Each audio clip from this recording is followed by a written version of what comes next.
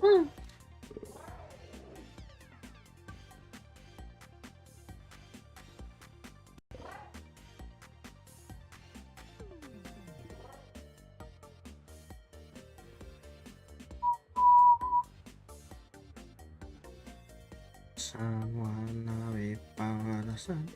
Nice. Nice! What happened to my guy? Anyway. Refresh this. I think it froze. We've got more Quaxly eggs. And I haven't gotten another Sprigatito yet, so eventually... Probably gonna do it offline, but eventually we're gonna need to try and get another Sprigatito.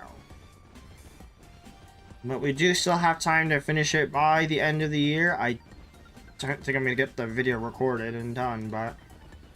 Well, at least get this finished.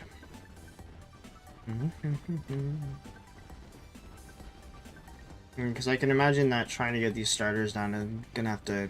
This might be like in a video that I actually have to script. For the first time. What's going on, Izodi? How are you?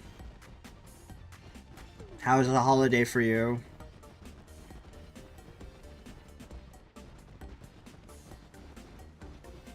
It feels weird having Christmas on a Wednesday. Because especially like I had to go to work today. And so it just felt really strange, like after a holiday, going to work immediately the next day. Because normally you would think like they would have it off like before or after the holiday, but Christmas being on a Wednesday, it's like super awkward.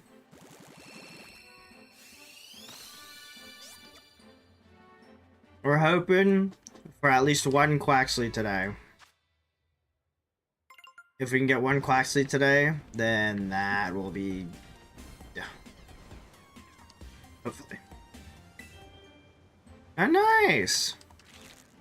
My holiday was good. I've got a lot of new clothes, mostly. Mostly because I needed new pants and stuff. But I also got a new chair. So eventually I'm going to have to build it. I'm probably going to build it over the weekend, and then throw out my old chair. Because right now it's like, all the padding on like the arms and like the chair are like cracked and like starting to like fall off and such. So, not to mention like, it creaks a lot. So, eventually I'm gonna have to put the new chair together. I'm really surprised I didn't get any like Pokemon cards. Well, correction, I told my friend to get me Pokemon cards for Christmas, so he got me some of the newest Japanese stuff. But yeah, other than that, I don't think there was anything else that I really got. Oh, I got ramen. Ramen's always a good thing. I love ramen. But it was a chill day yesterday, you know. We had normally we actually go up to my cousin's house every year, but I guess my aunt needed to get like some surgery done down here. So this year we actually had hosted it at our place. So it was a bit stressful, but it was definitely a lot of fun.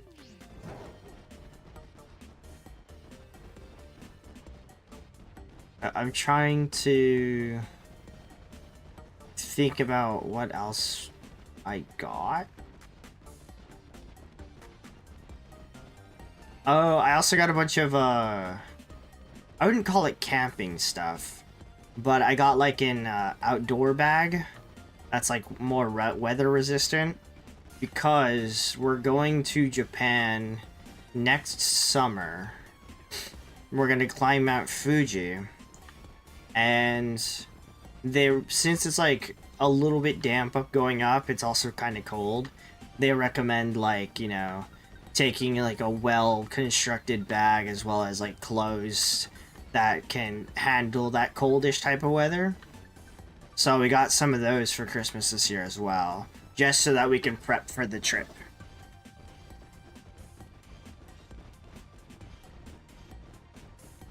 Well, all in all, quite exciting. Quite exciting. We had a lot of meat as well. I'm still like kind of meat tired from yesterday. But it was good. Oh, nice. Oh, you're going for school. That's pretty sick. Hopefully you aren't going during the summer though, because the summer, I'm gonna be honest, this summer is not a fun time to go to Japan. When me and my friends went, we went right out of, I think right as I got out of community college, we went to Japan for like 2 weeks during the summer, and it was so hot. It was like, it was hot, it was humid, and every day, it's like as soon as you leave the Airbnb, it's just smack warm air in your face. Unless you can handle the heat. I can't handle the heat very well. So I don't enjoy this summer. But this is probably the last time I'm going to go to Japan during the summer, just so that we can climb Mount Fuji, because it's like all within that specific time frame that they have like the lodgings open on the mountain. Late May, early June.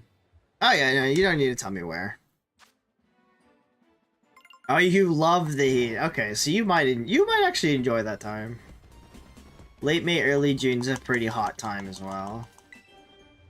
I don't remember if they said like it's either they said late June or early August is like the hottest point of the season.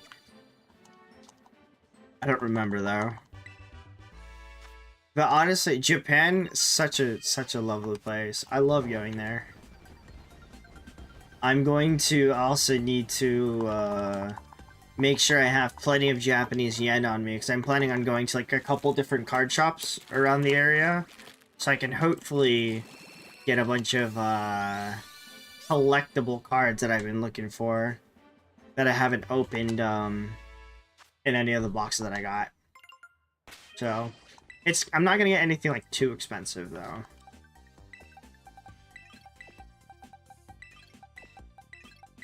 But it is definitely a fun trip.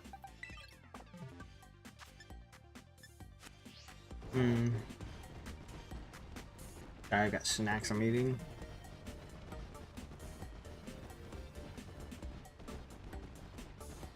Like, let's see. So far in Japan, I haven't been that far south. Excuse me. So I've never been to like the Okinawa area. Ideally, if I were ever to go during the summer again, I'd probably want to go there. But I haven't like allocated a lot of time to like traveling into these different areas. So I've mostly spent a lot of time in Tokyo. Spent a decent amount of time in Osaka. A little bit of time in Kyoto, not too much, because I think when I went with my friends last year, no, not last year, I think it was last year, 2 years ago, we spent like a full week and split Osaka and Kyoto between that week, and then we went back to Tokyo. And then for the second week that we went up north more to like Sendai, Morioka area. And it was really nice up there. We went during the spring, and it was like, I like the cold more than I like the heat. So when we went up north, it was a lot colder. It was like a lot, I feel like it was a lot more nature, and it was very cold. But it was also just very windy as well. And just that whole northern part was such a nice place to stay at.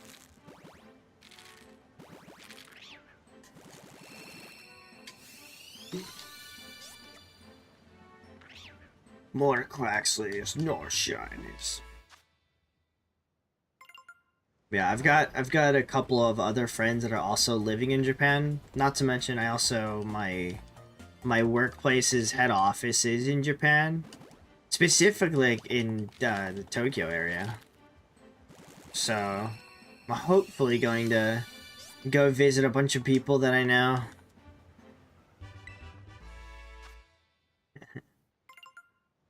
Beach Party. Oh, that's nice. I haven't gone there yet. My friends, the first time we went, took some time to go there. I mean, I've also had like so I've split a lot of time management to I've been using most of my vacation days. I've been saving them just so that I can have like bigger trips. Because I don't really care to travel much unless it's going to Japan. So whenever my friends are like, oh yeah, I want to go to like Europe or Australia or any of these other places, I'm like, I just kind of want to go to Japan. Hundy BD, thank you for the follow. How are you doing, my guy? But my other friend, my friend that is that's gone with me previously, he always says that he wants us to go to Japan in a couple of years. Oh. I'm assuming you're a bot, so I'm just gonna see account created 2 days ago. Amazing.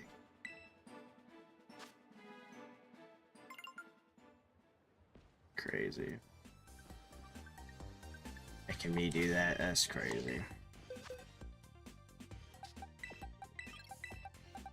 But yeah, my friend was telling me that he wants us to go in like another 2 years. I'm just like, brother, I'm not gonna have enough vacation days to try and go during that time. So I don't know when the next time I'm gonna be going. It might be a couple years till I go again.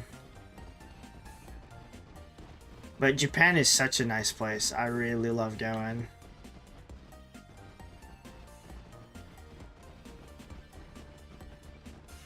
But yeah, I always save up my vacation days. I'll only use them if like I'll typically use them if I like want to travel over the weekend to something, or it's like my parents are like planning some trip that they want to do and they're saying I have to come along.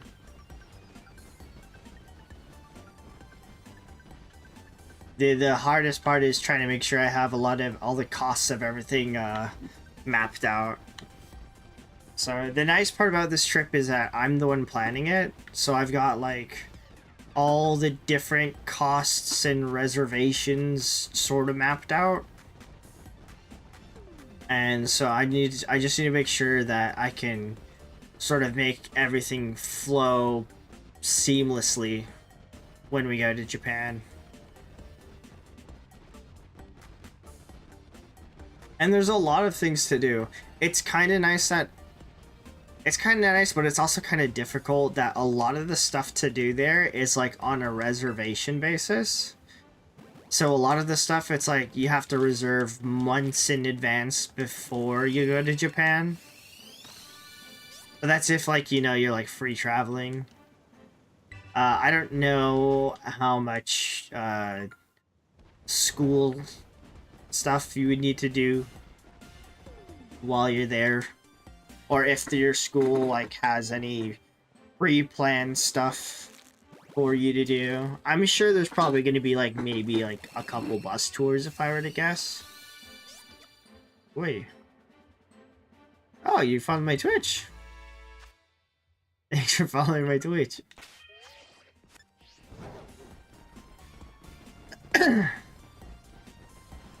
But yeah, I really am excited to go to Japan again, which also reminds me I need to make sure that I do need to spend some time over my next holiday this weekend before New Year's to plan all the different reservations that I need to create. Because there's a lot of stuff that I need to plan for. What's going on, King? How you doing? I'd say you missed it out. So last Saturday, I started doing Sprigatito, but I got disrupted in the middle of doing it, and we found 2 on that same day. So if I found any Quaxlys on Monday, then I'd be even further ahead. But Unfortunately, we didn't find any Quaxlys, and I still need one more Sprigatito. Oh, wow, thanks for the sub. I'm surprised that's even still on. Much appreciated using your Prime on me. I very, very much appreciate it. So I'm gonna be honest, I think what I did was I set myself to affiliate, but I never even bothered using it.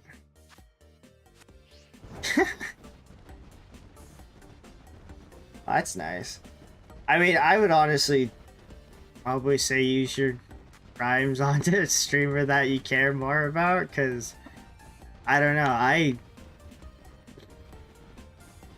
don't know much about getting subbed and all that other stuff. Just in time for Lantern stream back from vacation. Oh, how was your holiday? How was your holiday game? Honestly though, I feel like a lot of the what do I want to say? A lot of the I feel like there's a lot more talking in YouTube than there is on Twitch. I don't know, Twitch is kind of well, I don't want to say it's kind of hard, but I feel like there's like a million people on Twitch that people have to shuffle through in order to get to some people. Which is kind of interesting, because it's like, a lot of people are like, oh, Twitch is the platform to go for streaming, and YouTube, it's like, yeah, all your recorded videos, but I get a lot more of you guys coming into my YouTube stream than my Twitch stream. It's just nice to have both of them up there. But I really do appreciate it. I remember I used to like super grind hard on Twitch. So I used to do mostly like a lot more competitive gaming stuff. I went to visit family in Louisiana. Nice, nice, nice. Did you guys celebrate Christmas while you were over there? Did you get any banging gifts? I mean, I'm quite excited that I got a new chair for Christmas. Cause this one is like creaking and falling apart.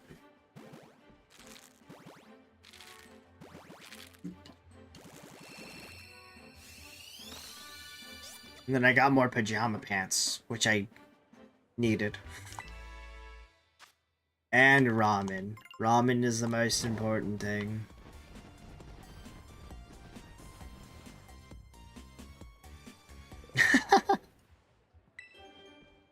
Ah, I see. Yeah, it's hard when it's like, to catch a lot of streams, especially during the workday.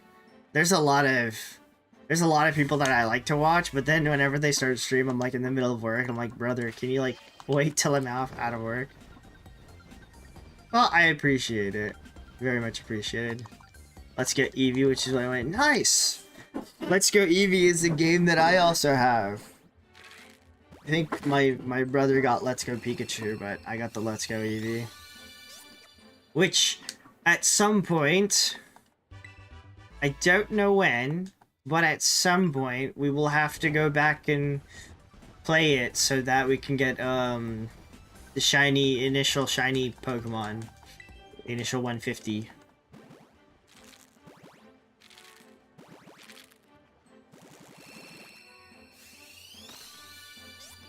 But I'm so stoked for next year. Next year, it's gonna be so good. There's so many new things coming out. I'm ready for, well, I wouldn't say so many new things coming out. It's more of just like the next Eevee set, or the next English set for the TCG is better. Or sorry, the next TCG in English is coming out in January. There's another VTuber card game that I'm interested in looking at. That's also coming out the same day. So my wallet is like visibly upset. Pokemon Z to A should be coming out next year. The Switch 2 should be coming in next year as well. Honestly, next year sounding pretty good so far. That's what I'm saying. I don't know. I feel like Pikachu's just like kind of overhyped, if I'm being honest. Because it's like I'm pretty sure, I feel like that there's a lot of other mascot Pokemon that could overtake Pikachu in popularity, if I were to say.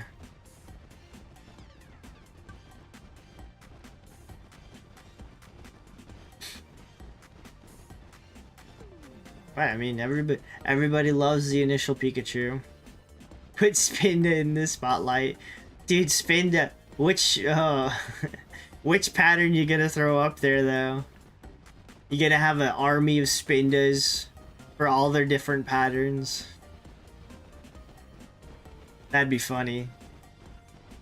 Just have a full-on army of Spinda. That'd be something cool to do. Just have a bunch of different stuffed animals of like Spinda with all different patterns. That'd be sick. You gotta use Raichu. Yeah, I like the idea of having Pikachu evolve into Raichu.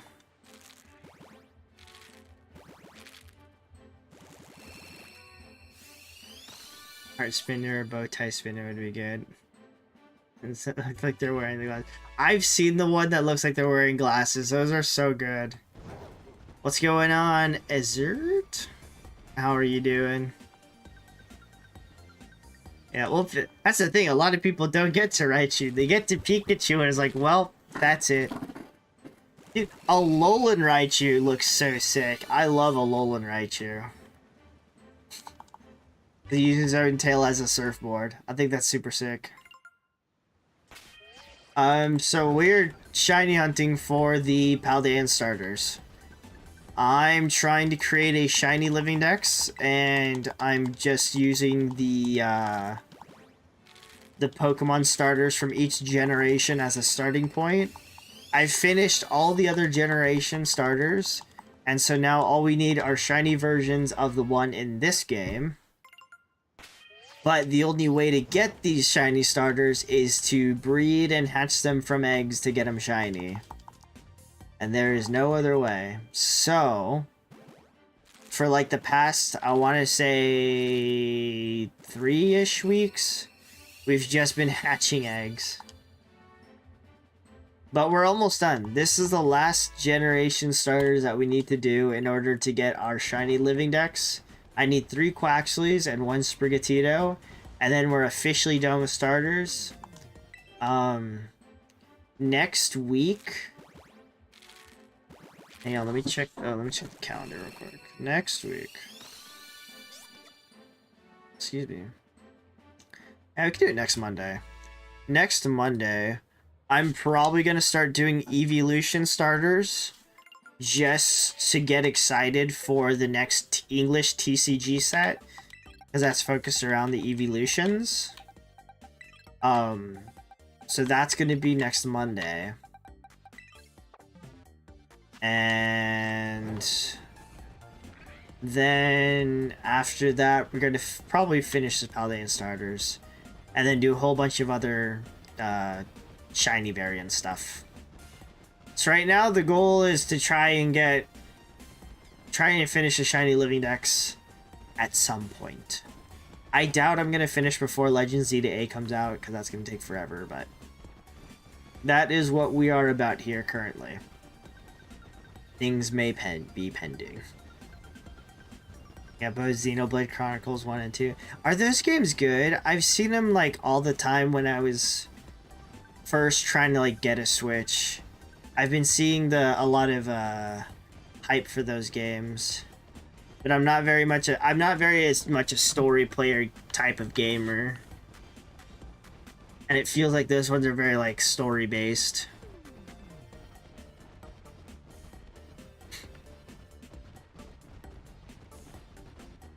Oh, and then occasionally we also play Pokemon TCG. That sort of got me back into playing Pokemon is the TCG. I really love playing with cards. And it was like the fairly inexpensive card game to get into. It's like you can get a decent playable deck for not that much. Plus, I just love ripping packs. And Pokemon's one that I can sort of relate to. Both are over 60 hours each. I mean, I've been spending... Well, actually, even 60 hours, that's a lot of hours. That's a lot of hours. Well, you get to use some of your winter vacation to grind through Xenoblade Chronicles 1 and 2.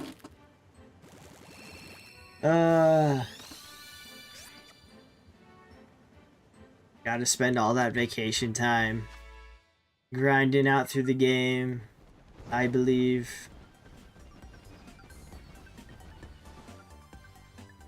I don't think there's any new games currently that I'm sort of into right now.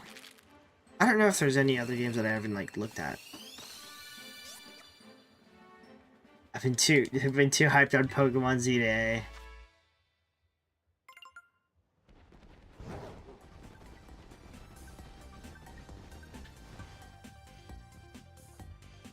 Oh, I will say I do need to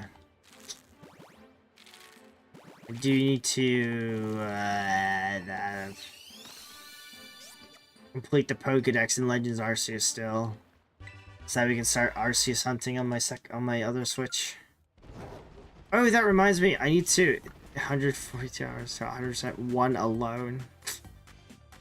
I see. To me, that's a lot of time to spend on the game. If I were ever to try and do that, I would need to like spend some time playing it and then fade off of it, spend some time playing more of it, then fade off it. Dude, my capture card isn't coming in till January 3rd? What? Next Friday. Well, it's a good thing we're doing Evolution next week. Bro, that's a lot of time to spend on like a single game. 142 hours? Oh, but that's also like 100%ing the game. Which, I mean, if you're playing it, you might as well, right? It's almost a week old. That's what I say, that's a long time.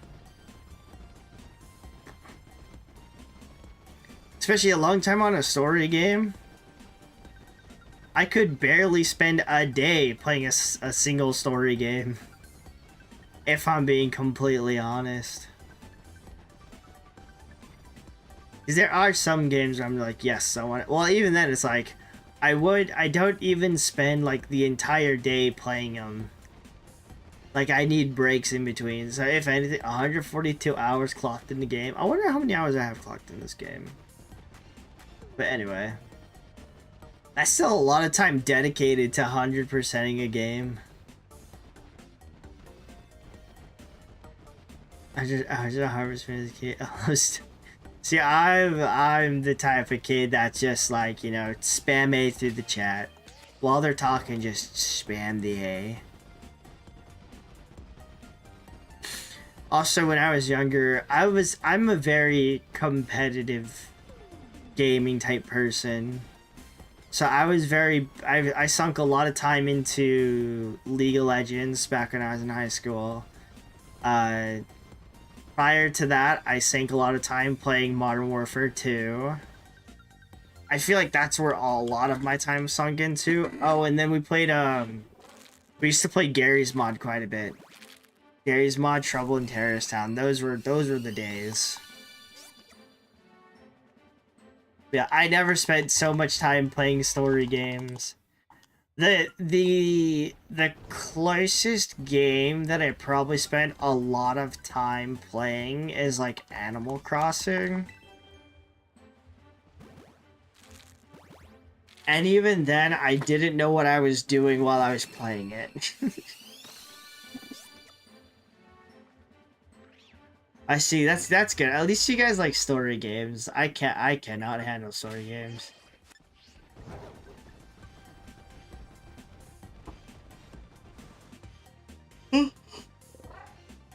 Like, let me see. I loved playing Luigi's Mansion. That was a story game I loved playing. But that one was like relatively short as well. The other one I loved playing Devil May Cry. Devil May Cry was such a fun game. I loved using Ifrit and punching fire punchies. Those were fun. And then probably the only other story games I played are like horror games, and that was like to play on stream. Which was awful because I get scared super easily.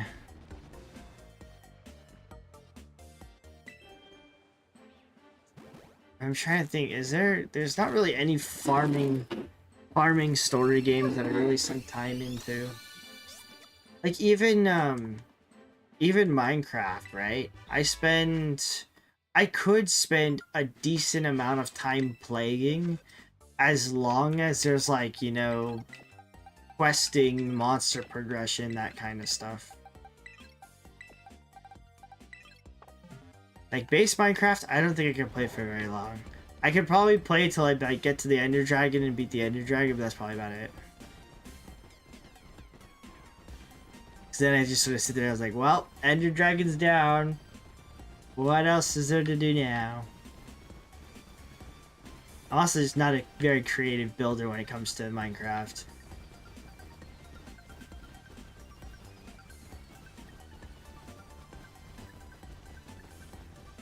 I'm trying to remember other games I would play. So we played a lot of Mario Party and a lot of Mario Kart.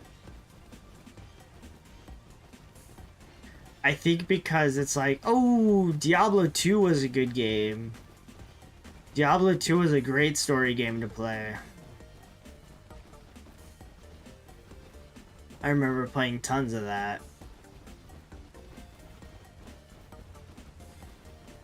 I don't know why, but I had like a lot more fun playing Diablo 2 than I did Diablo 3. I think it just feels like Diablo 3 is it's more of a gear grinding game than like playing through the story and using skills and such. Actually, it's either Diablo 3 or Diablo 4. One of them's like more gear grinding. I don't remember which one. Anyways.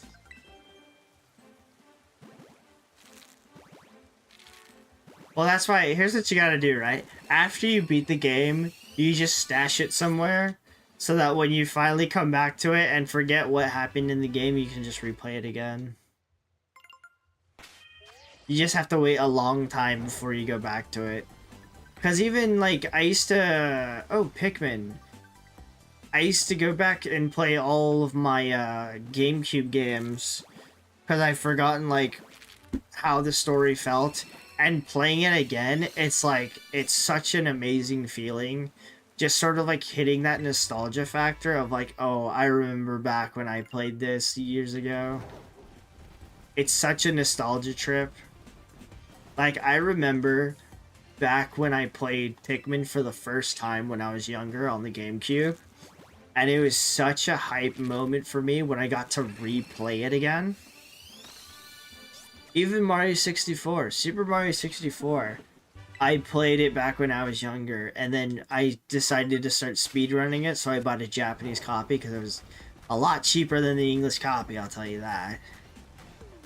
Yeah, just the nostalgia of the movement, the janky movement of the N64, man.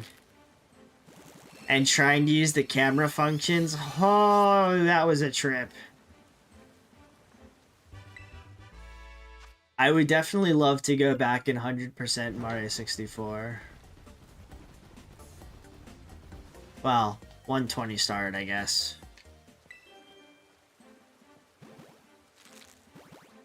Yeah, that's the best feeling.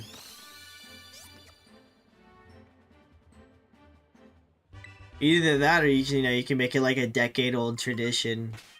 10 years later, alright, we're gonna sink some time into playing this game.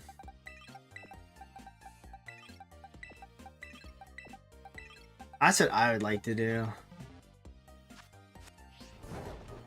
I think Luigi's Mansion is probably like one of the original games where I'm just like, yeah, this is like my favorite game because all the bosses are just super unique. You know, it's not like the Luigi's Mansion 2 and 3 when they're all just individual colored blobs. Well, I probably didn't get far enough to look at the bosses, but the unique ghosts are like, I feel like they become less creative. Sort of like the Pringles guy. When you look at him back in the day versus how he is now, he looks like he's been just in the industry for years. He's tired of it. Like it's a sacred heirloom. I mean, honestly, if I ever have a kid, that's what I'm gonna do with the N64 that I have. Is like, careful child, this is what your dad grew up on. This is the beginning of the end.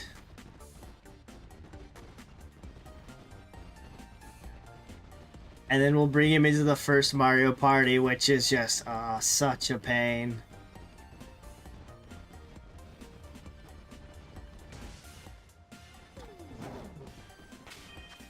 I think that'd be a lot of fun.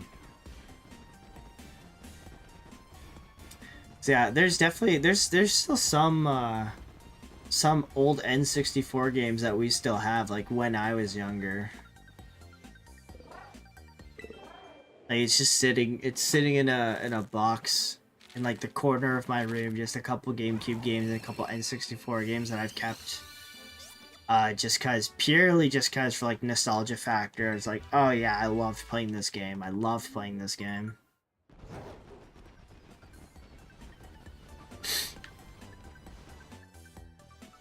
So, hopefully, well, let me see.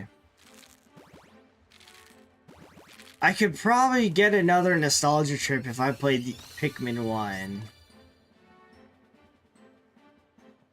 But I feel like I want to hit like a nostalgia trip while I'm playing in my room. Right, 100%. Sometimes it's just old games. They're just so good when you play them. That's also how I felt about Pokemon Snap for some reason. Like, I just felt like the new one on the Switch didn't hit as hard as the old one that we played on, like, the N64. Such good moments. Kind of space shiny Sprigatito if you want. No, I'm good. Thank you, Yunio. Cipero? Cipero? How would you pronounce that? I'm sort of treating this shiny living next thing as I have to be the one to get him. I'm very I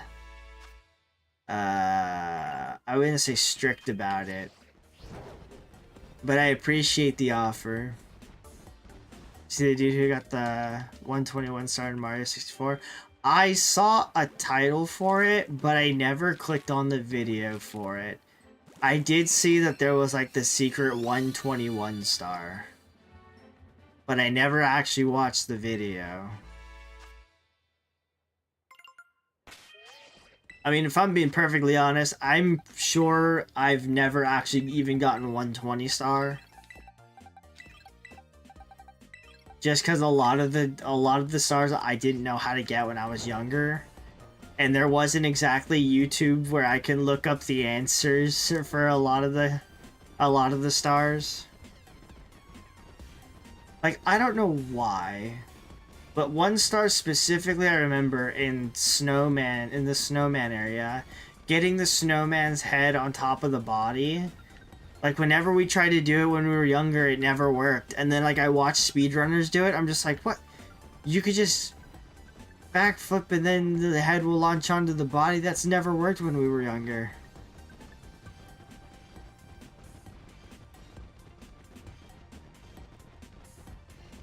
Yeah, I enjoy a lot of the older nostalgia games.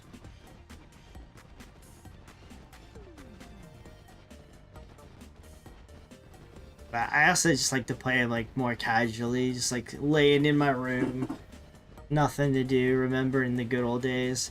That's why, oh man, me and my friend, we have so much fun playing Mario Party 6.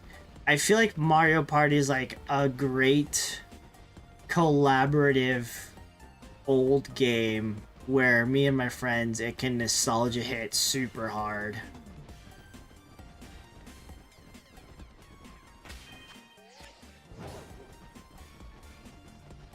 So I would say, like, you know, we could play like old Halo and that can be a nostalgia hit, but I don't know. There's something about like playing Mario Party. I feel like Mario Party was definitely more competitive when we played than Halo.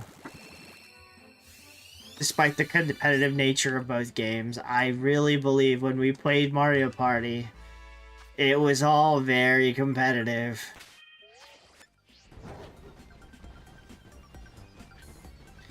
Either that or old Mario 64. Not Mario 64, Mario Kart.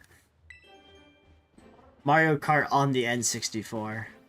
Honestly, I replayed that and it's so hard to control. I don't know how I did it when I was younger.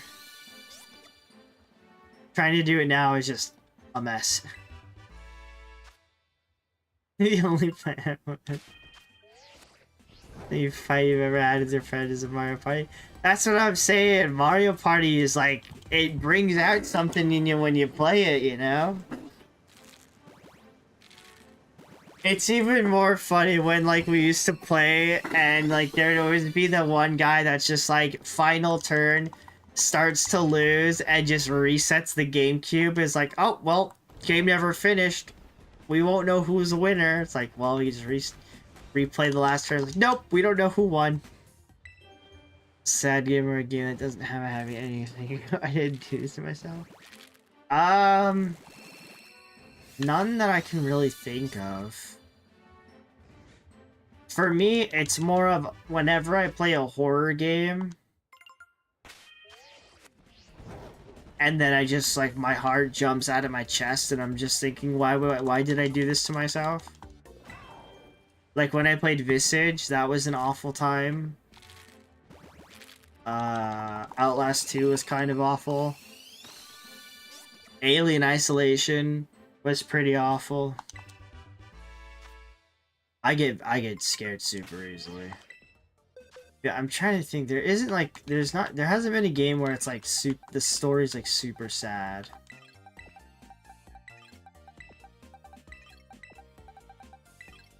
But then again, I'm also not a big story person. So I'm probably spamming through all the text and I don't understand what's happening in the story. So that could be an issue. I will say there's been like a lot of animes where it's like the story in those ones are super sad, and then I'll be like, why do I rewatch this? Like Angel Beats was really sad.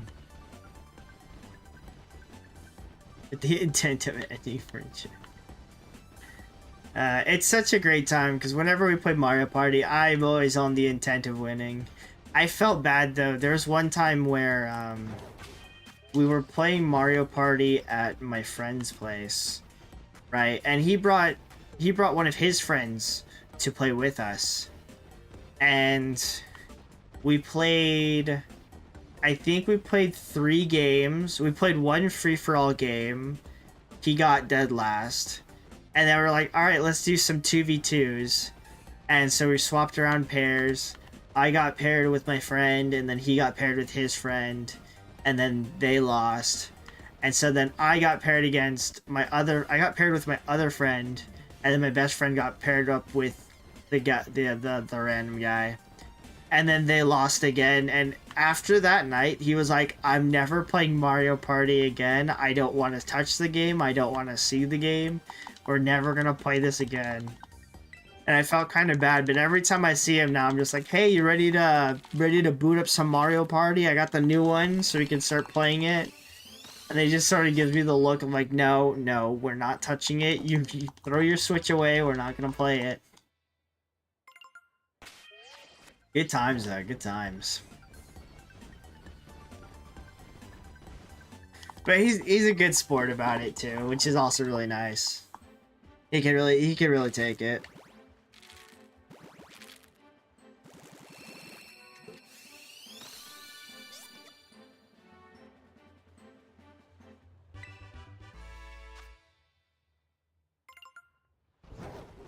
I'm trying to think. We can also actually Mario. No, not Mario specific. The Nintendo has the online thing where we can look at emulators on the Switch. That's where I get most of my what's it called? Nostalgia trips is looking through that. Oh, I bet unholy fondness of Mario Party 7. Which one is that?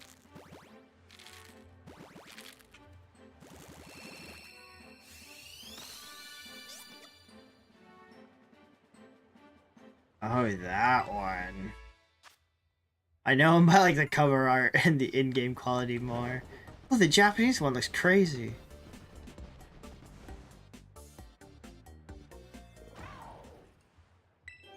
Yeah, me and my friends, we have like an addiction to Mario Party 6. God, so much nostalgia. My favorite is playing Mario Party 3, but I've recently had an addiction to wanting to play Mario Party 6 again. Because that was the one that we always typically played. I like a lot. I mean, honestly, you can't really go wrong with most of the older Mario Party games. The only one that I did not play was the one, I think it's like Mario Party 10, and it was like everybody's in the same car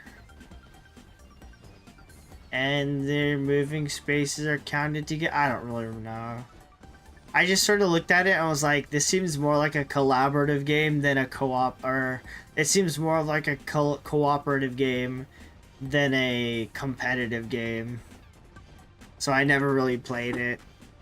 Also, the one for the Wii was kind of interesting. We played it for a brief moment, but I don't think we really, like, got addicted to it. I think during that time, we never really, like, got into a lot of Wii games, except for, like, Just Dance, maybe. But we played a ton of Mario Party 6. I played a ton of Mario Party 2 and 3.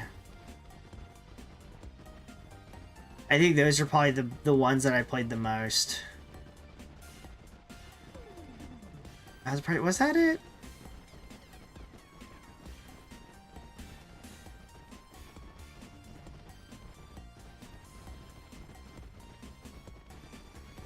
Oh yeah, it's got a giant Bowser in it.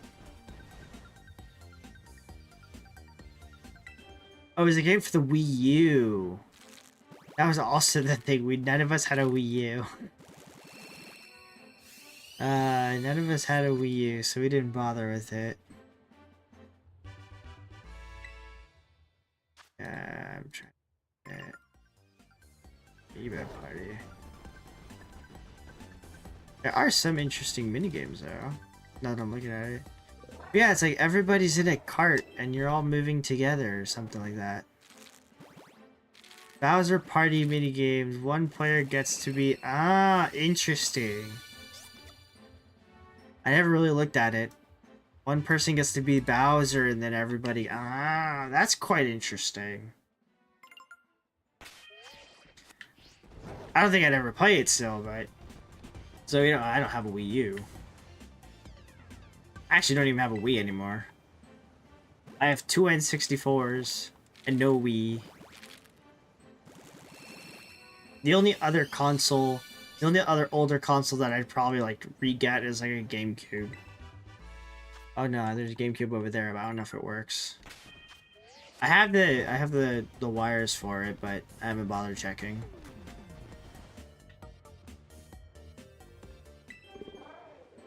Yeah, that's the only Mario Party where I skipped.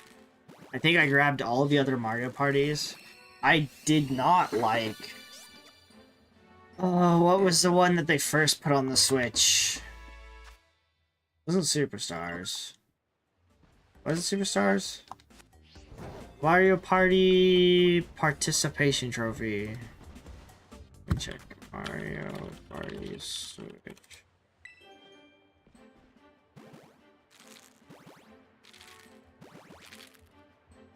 Nintendo Super Mario Party. That's what it was called. I did not like that game. It felt really weird.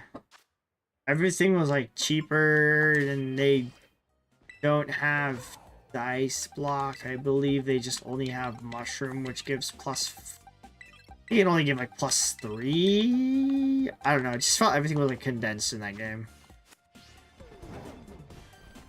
It cracked, it cracked. Yeah, some of those games. That's how I feel also about Zelda Ocarina of Time. Oh, such a good game. I just love replaying the game, if I'm being perfectly honest. That's also the only Zelda game that I've ever, like, fully beaten. Or played. There's other Zelda games I've played, but Zelda Ocarina of Time is the only one that I've actually beaten. So I've played, Majora's Mask. I didn't beat it. I've played Twilight Princess. Didn't beat it.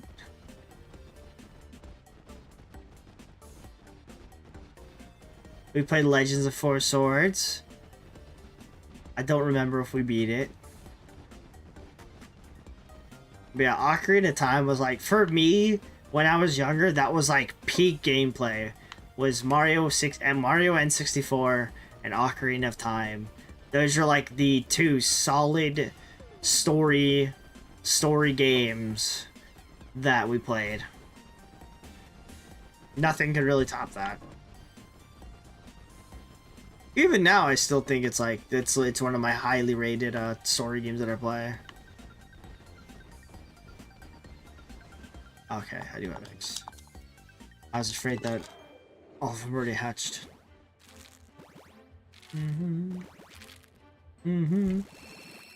But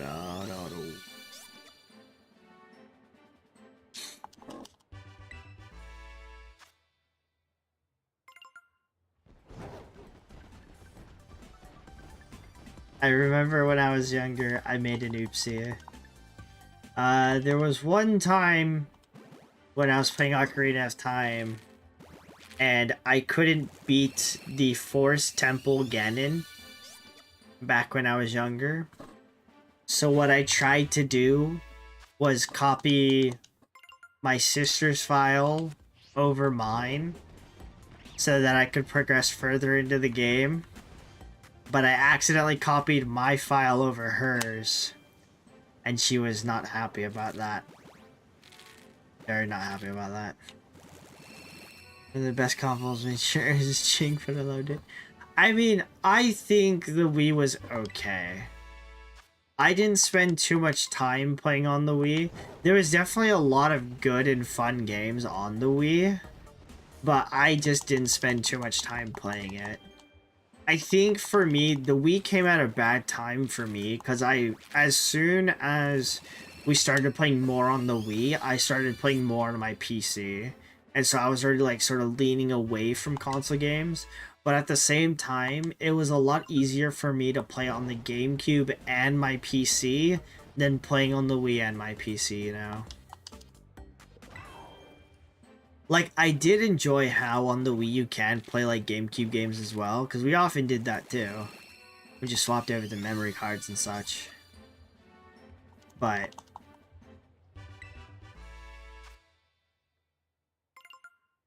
I think for me, overall, GameCube was, like, the peak console that I've ever played.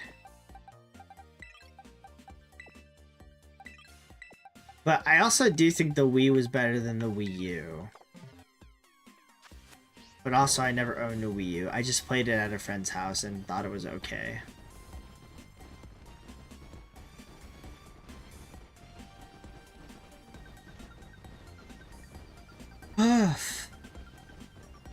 And then, yeah, the only other sad part was for the PSP. I never really played PSP until everybody stopped playing it. By the time that I got a PSP, everybody was like already moving on to like the Nintendo 3DS.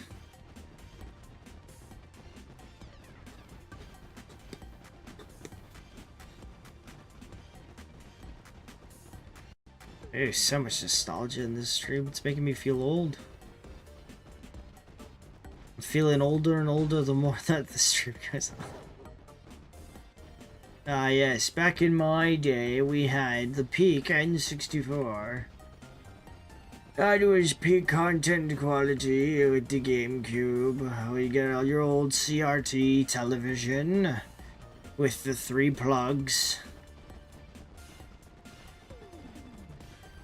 And whenever you couldn't get video or audio, you just sort of jiggle on the cord and then it started working.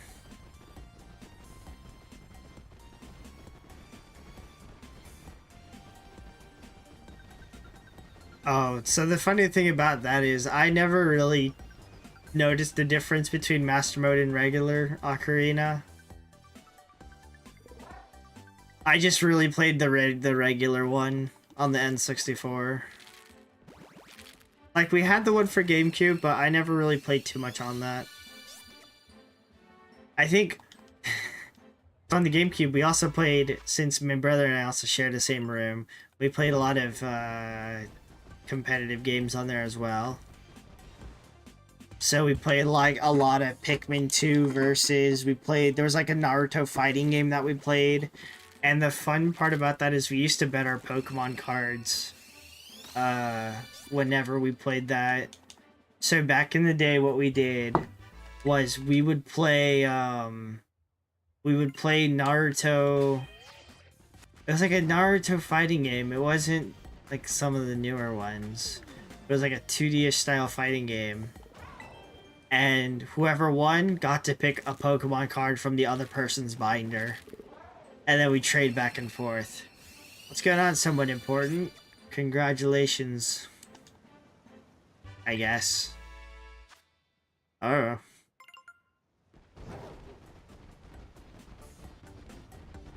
Yeah, I don't remember what the game was called. I know it's some Naruto game and it's got like a blue background on it. This guy was like... See, I don't think I ever really played Ninja Storm 1. That might have been it.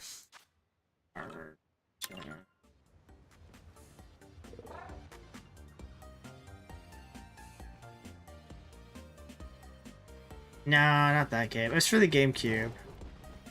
Naruto... game...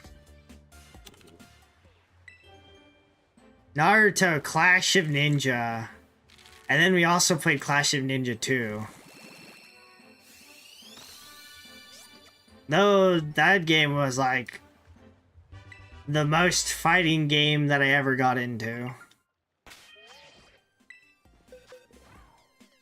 No, it's the whatever I just said. I don't remember. Clash of Ninjas, that's what it was. Because yeah, we played it for the GameCube. We were big like GameCube N64. I think we were only big GameCube and N64 was because our sister had the PlayStation in her room. So we kept the GameCube and the N64 in our room, and then she'd have the PlayStation in her room. I mean, sure, go for it.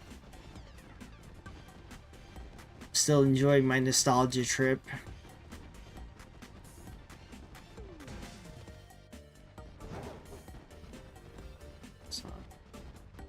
Okay.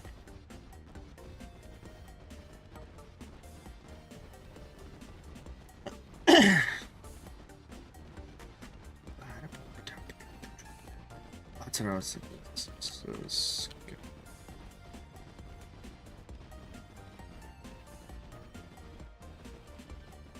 Oh, I never really played Skyward Sword. Oh, it was this game. It was the one for the Wii. I remember looking at this and watching my sister play it, because I was never good at it. Call him out with the tunics.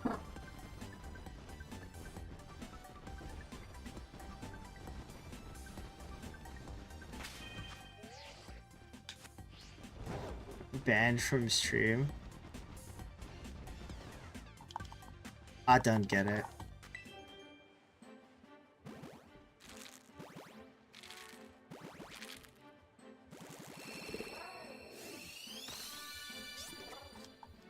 see crickets chirping in my background.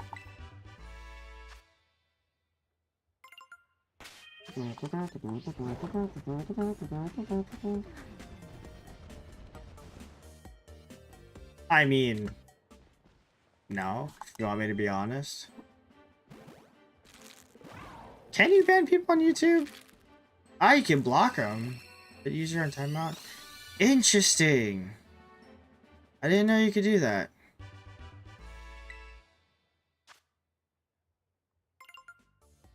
But banning people.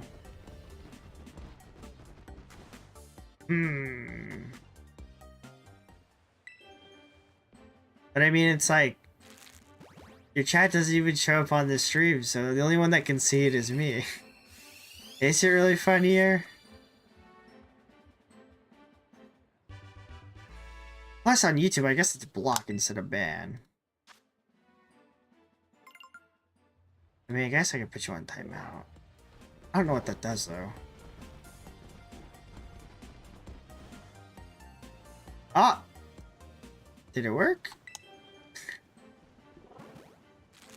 That's so funny. I think I timed him out as soon as he asked what I get for Christmas. Hang on. I don't know if I can check. I'm not gonna worry about it. Orgy. Oop, gone. Rip. Well, if he ever comes back, I'll let you know. I'll let him know that I got a chair. I also got pajama pants, and we got ramen. Starfish just in the new and a completely unrelated topic. Like, how do we get all the time? Honestly, there's been many times where it happens a lot when like me and my friends are talking, but it's usually like a group conversation that ends up on a completely random topic. I don't know what usually happens when it comes to those conversations. It's okay. I didn't block him or anything. I just put him on timeout.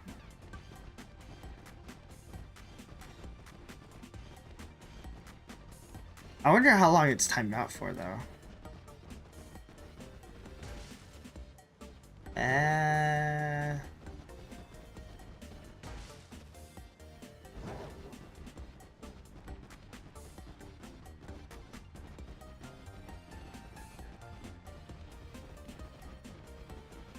See, I never knew that you could actually do that on YouTube, on your YouTube account. I mean, I would assume it'd be possible, but...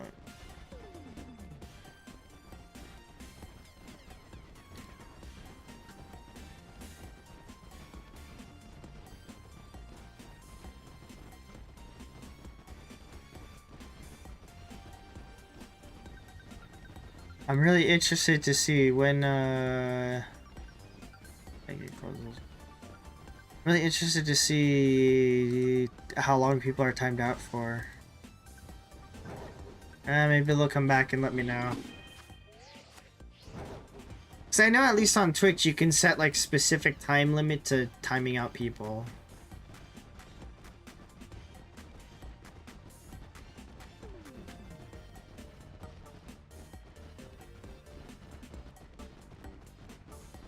Eventually I'm gonna have to adjust the settings. I really need to freaking block DMs on Twitch, because I feel like everybody that tries to DM on Twitch are just like bots.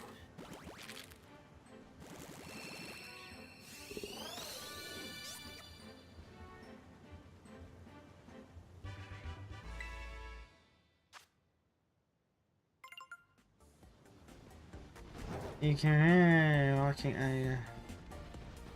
Okay, well, it says to block people in Twitch. There we go. Now we just click the thing. So fuck go. Here?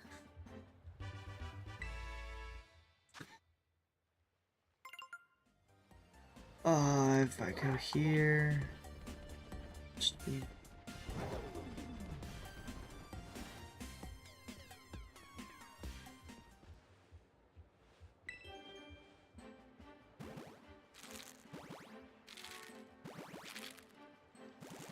Quick adding.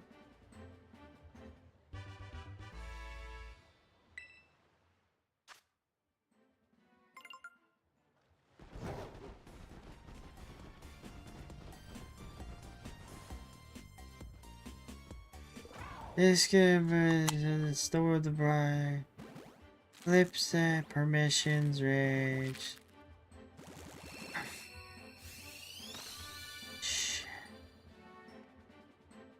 Moderation?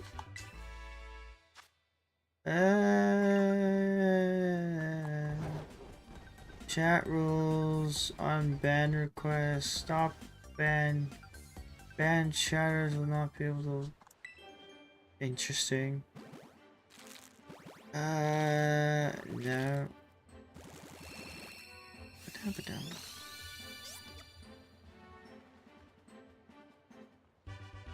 I'll find it eventually.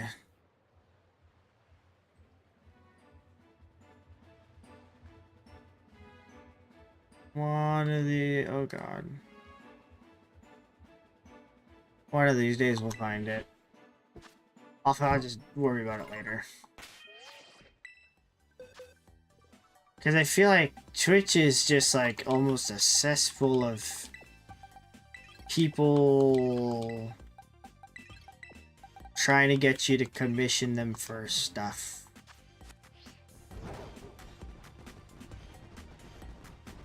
I remember one time, especially like, it was kind of a long time ago. I had like one guy who made like 6 different accounts. But I knew they were all the same because it's like they had relatively similar usernames and they all had the same profile pic. And every time he was like, you know what your stream could need? New panels, new such and such. I'm like, no thanks. Man. Then they come in another account, say the same thing. Man. It's just so weird.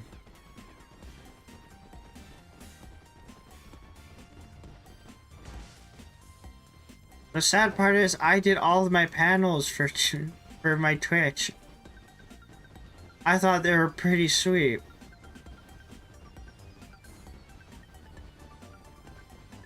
Oh, I don't even have my Mario 64 time up there.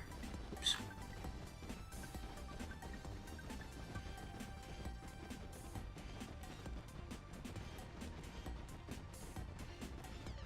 Oh! I have a recap.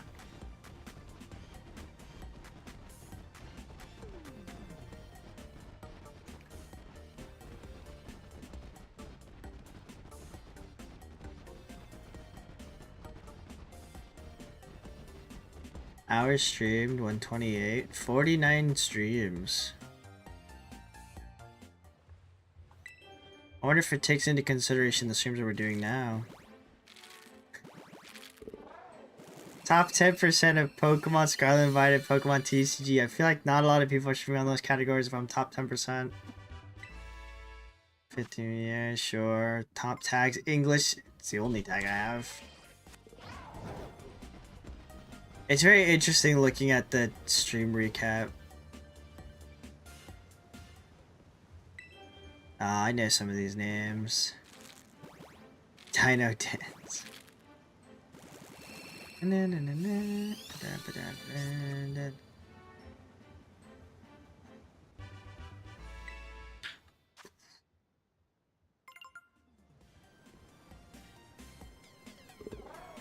I'm more interested to see...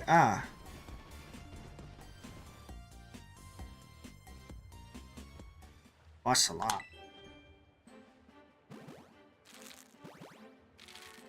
Interesting.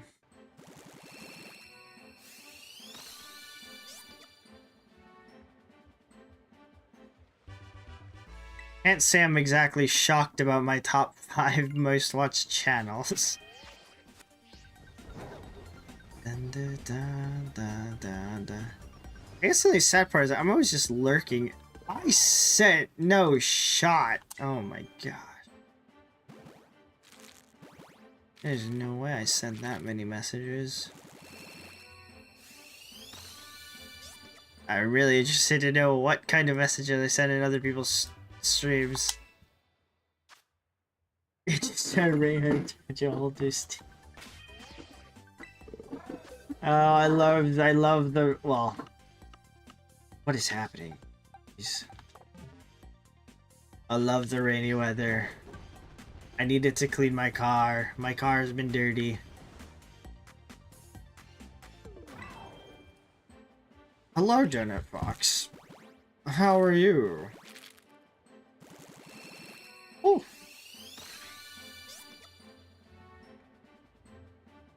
It's gone just like that. Yeah, that actually happened to me one time when I was in Japan. There was one time I was with my friends in Japan, and I kid you not, we went to this one mall area, right? As we were leaving the mall area, it started to rain. And it rained super heavy. And so we like sprinted to another like underground mall area, and then it just stopped. And I kid you not, it was like 5 minutes of rain. So we were just like, what the heck? Yeah, no problem. I've been alright. I've been doing pretty good. We've gotten a lot of shinies thus far. Not today and not Monday, but we got 2 on Saturday, which is very nice. And we're almost, I want to say almost done, but we still need 3 more Quaxlys and 1 Sprigatito, and then we're done with starters. But I am planning on doing evolutions next week anyways, so it's not really a matter of when these ones are done. But other than that, holiday was fun. I got a new chair, which I need to build, probably this weekend. So eventually I'm gonna get that done, and I got ramen and pajama pants. Oh, you're back!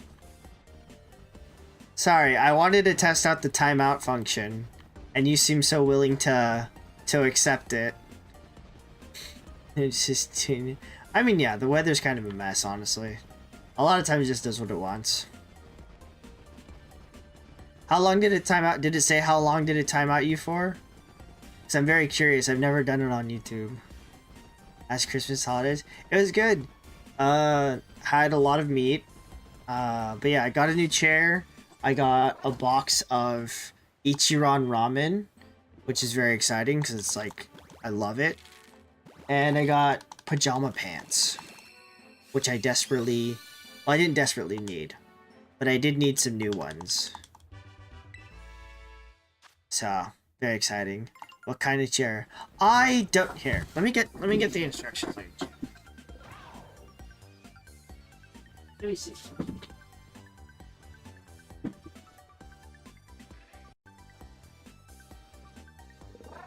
Lemberry. Lemberi. 10 minutes, but it's adjustable. Ah, I've never touched those settings, so I've never seen those settings. But yeah, I'm assuming that this chair is kind of expensive. Lemberry.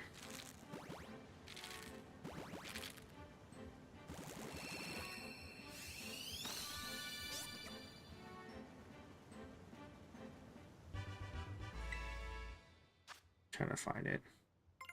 It's like close to 100, 130. So, not too bad. But yeah, the current chair that I have, it's kind of old and it just creaks a lot now. But honestly, I'm kind of excited for the ramen. I'm definitely gonna have some this weekend. Very excited. A lot of clothes need to be fair. Yeah, I kind of need more like main pants. I need more like jeans pants. Cause I had a couple pair of jeans that were like ripping. So I am in need of new ones. But luckily I did get some. I got like 2 new pairs of jeans, which is nice.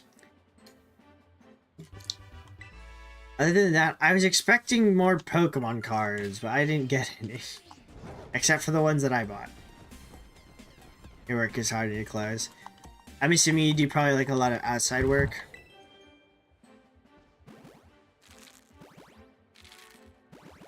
Try to think. I also got a lot of snacks.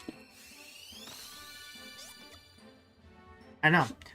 The thing I like is that a lot of my cousins, if they don't know what to get you, they'll often just give you cash.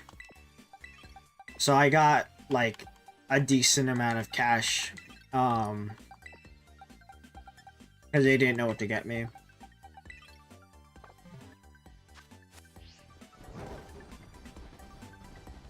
And so all that cash is probably going to be used to buy more Pokemon cards. Actually, let me see.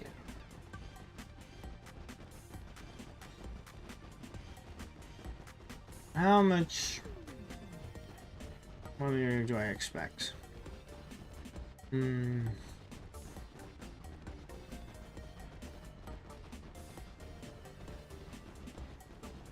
Yeah, especially with all the card games coming out in January, I'm gonna need to buff my finances.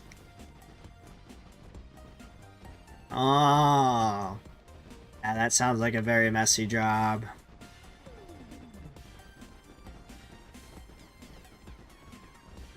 Yeah, I can't be near paint because I know I'm a very messy person.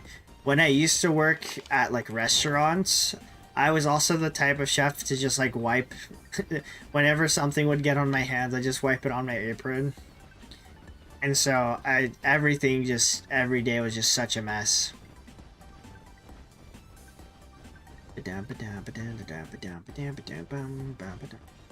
Oh, my shoulder. Your current Scarlet Shiny collection? Sure. Let me check. Let me show you. I'll start with the starters. So everything on this page is the shiny. I got one of those butt I got it. Oh, a bidet. I love bidets. Ever since I tried it in Japan, so good. So currently, pause my sneezing. So currently we have a lot of shinies. So I've got, since we're doing a shiny Living X, I need to get 3 of each. So all these Bulbasaurs are shiny. All these Charmanders are shiny. Alright, it's taking too long to load it. Yeah, all these Squirtles, shiny. Chikorita, Torchics, all shiny. Totodiles, Tricos, Cyndaquil, Mudkip, Turtwig. Then we got Chimchars, Piplups, Snivies, Tepigs, Oshawotts, Chespin, Fennekin, Froakie, Rowlet, Litten, Poplio, Chespin, no, Grookey, whoops, Scorbunny, Sobble, and now we got 2 Sprigatitos and 3 Fuecocos. So we still need 1 more Sprigatito and then 3 Quaxlys, and then we're done with the starters. But that is not all. We also have, so these ones are extra ones. I think once I hit a certain amount of followers, then we're gonna do some giveaway. I can give away all these ones. All these ones at the top, because these ones are all like extra ones that we caught while we were hunting them. Are impulsive and intrusive. Just like a cat. Just knock that over. I wish I got a knife, but I've gotten a lot of knives in previous Christmases, so I can't really complain. I get a lot of kitchen knives. But these are also other shinies that we've caught that we need for our living decks. So when Pokemon had the Violet exclusives available, I caught a lot of the Violet exclusives in this game, as well as some extra ones. Gold-plated Americans love the Cypher, the Scizor. Yeah, when I did a lockout race with my friend, I caught 2 shiny Scizors before he was able to finish his team. No, this is when we did Metronome Battle. And I think I do have a cup. Oh, these ones are also shiny. I don't think anything up here is shiny. No. Only these ones down here are shiny. So these ones we caught on Halloween this year. This year in Halloween, we caught 3 Ghastlys, a random Noibat, and then 2 Shuppets. I think that's all the shinies I have. But that's where I put those ones. I was looking for these guys earlier. But yeah. So that is our whole... Oh, never mind. I lied. This box is also... This box is also full of shinies. These ones, my friend traded me. He said he got them from a special event. I don't remember what event he told me it was. But he told me he got it from an event. So, we do have a lot of these ones. All down the front of me. Because I needed one day, I went to package a yellow pants on. Ah, that's fun. I did that with oil once. It's not very fun. Oh, it will be. It will be. Making me grandma. Yeah. Oh, not all these are shiny. What are... Oh, this one I did a raid for. I need to transfer that out then. Some of these I randomly caught. Other of these I specifically hunted. I think a lot of these ones are randomly hunted. But yeah, eventually I am going to need to evolve all of them. Like these evolutions specifically, we're gonna do... once we finish getting 3 Quaxlys, then we're going to be doing a big starter evolution. How to catch Iron Thorns? So Iron Thorns is in Pokemon Violet. So what I did was I played with my friend who has a copy of Pokemon Violet, and then we just shiny hunted in his game. And so that's how I got the Iron Thorns and shiny Iron Valiant. It happens on a few websites that give level 100 shinies. Ah. Because I remember he was saying that he did like some kind of event to get them as shinies. But eventually we're just going to recatch all of those because those are going to be part of the legendary Dynamax hunt. That's the one I have. What's my favorite starter? My favorite starter is Cyndaquil. Yes. I'm a big fire starter fan.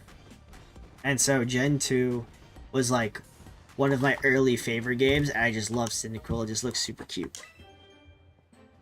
Super cute. Yeah, I'm a huge fire starter fan. Snivy's honestly a good choice as well. I loved Superior. But I think in that game I picked Oshawott. Because Samurott is just such a banging shiny. Super rare shiny Zeraora.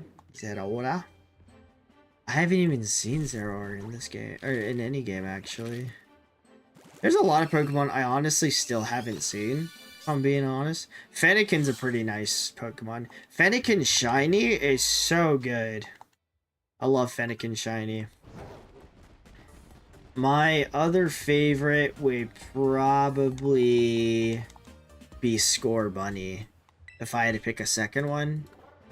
Because I played a lot of soccer when I was younger, so just having a fire starter that's like also looks like a soccer player, it's so good. Yeah, Fennekin was also kind of a pain to get because I needed to get an outbreak and I had to keep resetting it.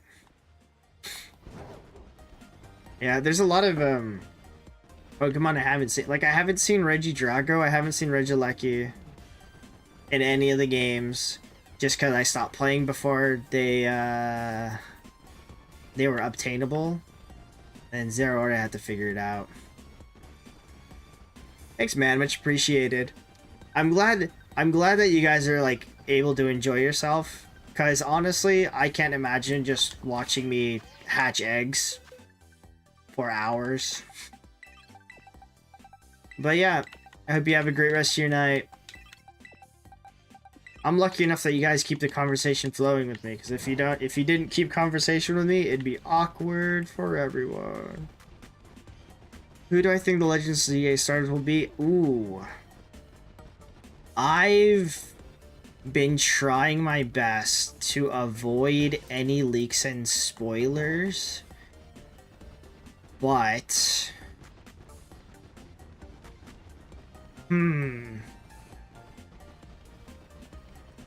I almost feel like... I think I did see...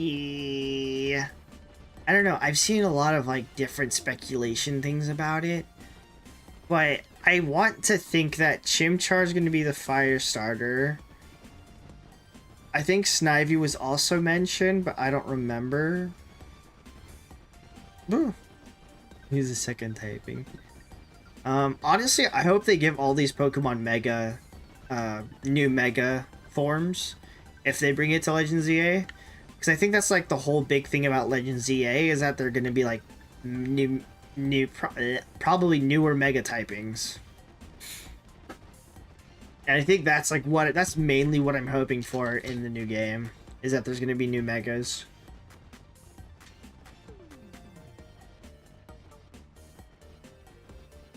I think it'd be super sick to bring in Pokemon that already don't have Mega typings and giving them new ones.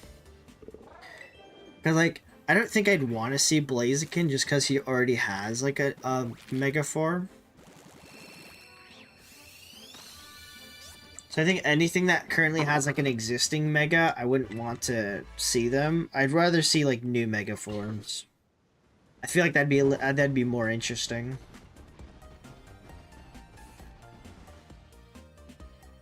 I don't know what would be in the water type, though.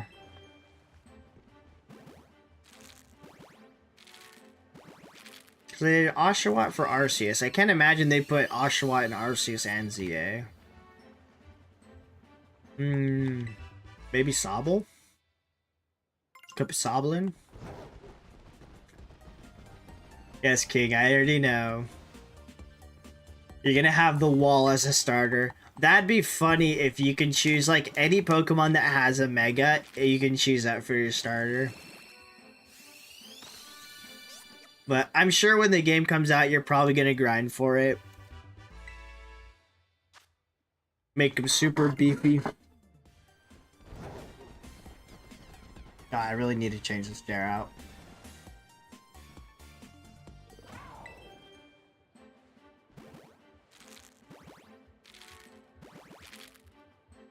Yeah, I do hope that they bring Mega Blaziken in then, because Mega Blaziken's like my favorite Mega. The Water Dark type would be great. That'd be cool. I'd love to see that. I'd like to see them change some of the fire fighting Pokemon to fire something else. So we have a lot of fire fightings. When these walls fall down, I'll stand by you. Dun, dun, dun.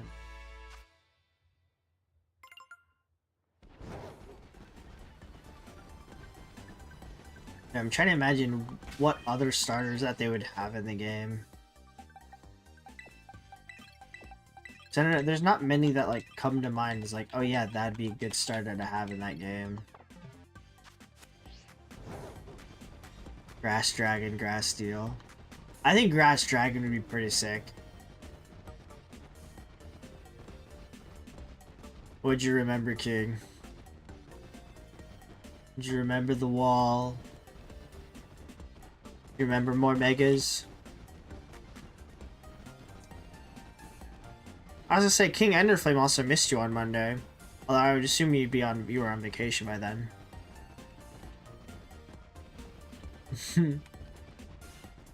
He even gave a new voice line. I don't remember what it said though. It was something so new.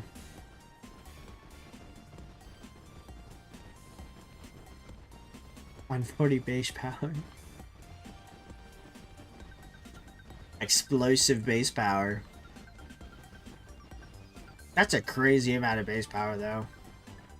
I gotta imagine that there's some kind of recoil from it.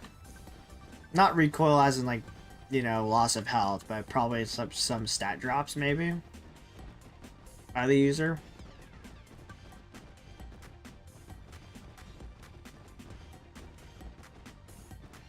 Because 140 base sounds kind of crazy.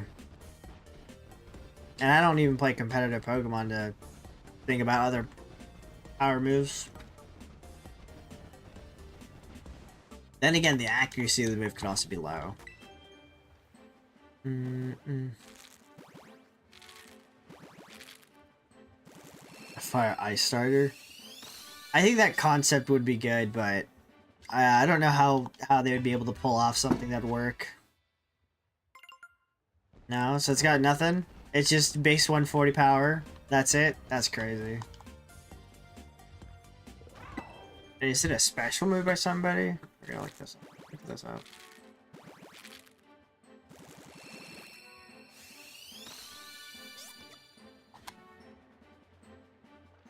Oh, it's not even a special move.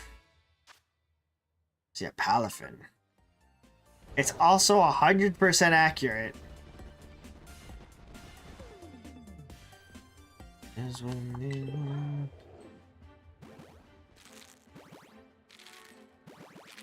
To all adjacent Pokemon, including it's a sound-based move, so you can use Throat Spray to help. There's actually a decent amount of Pokemon that can learn this move.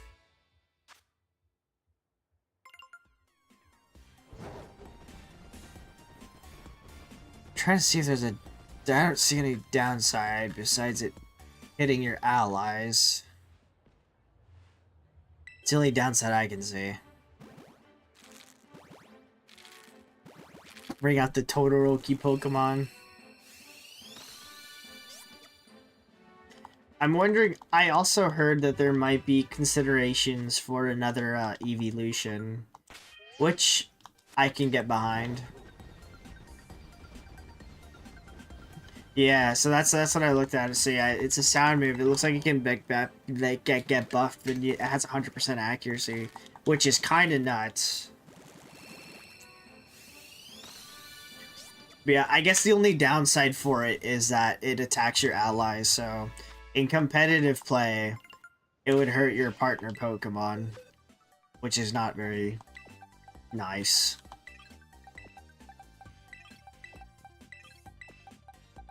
It's amazing that they don't have like any other drawbacks to it, especially with the base power of 140.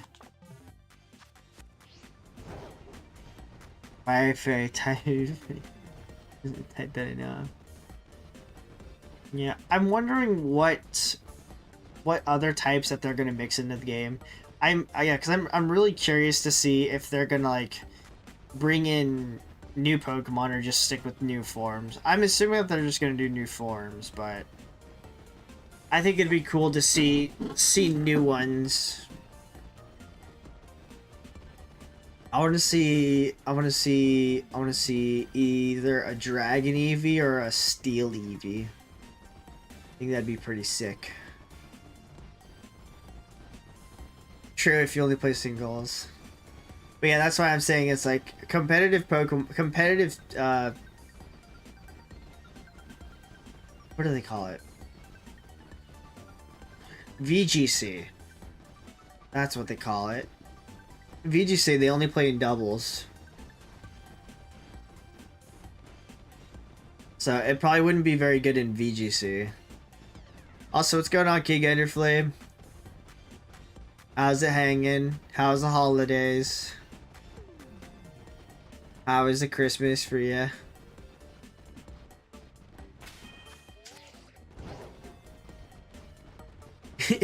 Don't trust Game Freak.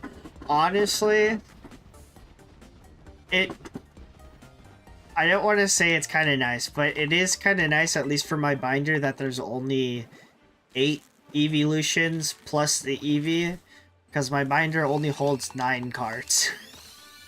I only have a 3x3 page, and it fits perfectly with all the Eevees that I currently have. Speaking of which, I just opened some of the new Japanese set, and I have the regular Eevee EX that I need to put in there. I'm playing Mario Maker 2. Ooh, how's that? I'm not very good at Mario. I'm not very good at 2D Mario. I see some crazy people play Mario Maker 2 though, and they have like absolutely nuts levels. I'd still like to think though that there's a future for another evolution. Maybe when we get to Gen 10. Gen 10 will be the day where Game Freak lets the floodgates open for new Pokemon and new Pokemon evolutions.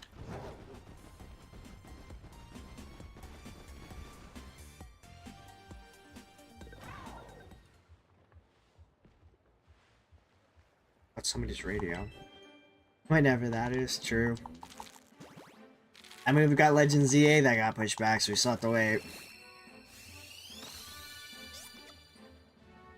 Mm-hmm. High special attack. Give it some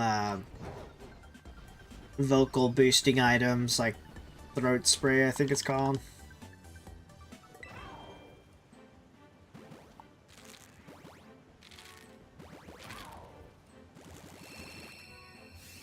But I actually ran I wouldn't say I really speed ran it, but I tried to beat Pokemon Violet as fast as I could. I didn't want to bother playing a whole new story game, and I just used Flamigo.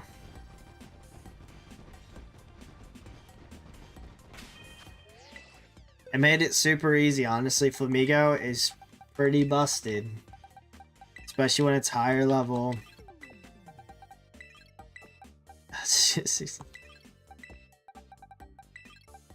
Now, that's how it's gonna be. It's just gonna be a lot of years of nothing.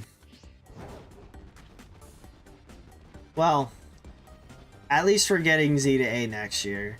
Because I feel like the time that they took to release a lot of the other games, it is quite short to do it every year.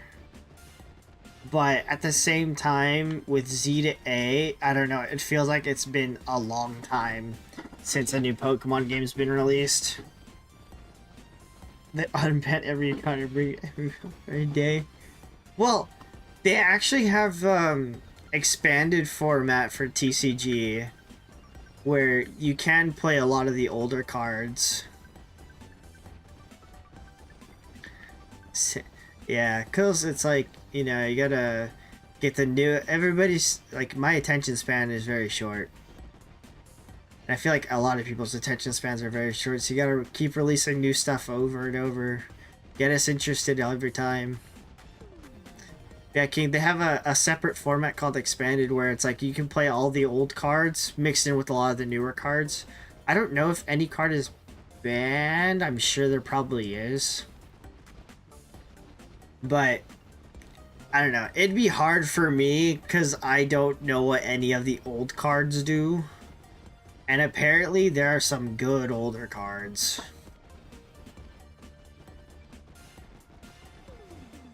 I wish I played more in like the older formats. Every 3 years or so. I don't want to wait for another game in 3 years.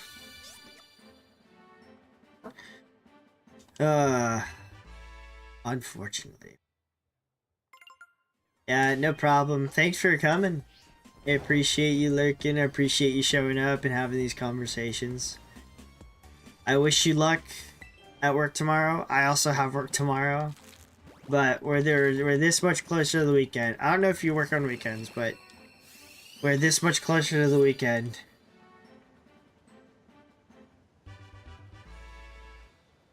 This. PoE. Oh my gosh. My PoE.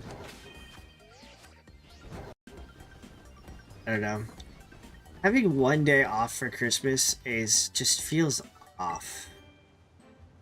It's like, it's the holiday season, but then I have to think about going to work again. But this next weekend, I get this weekend plus 3 days for the New Year's.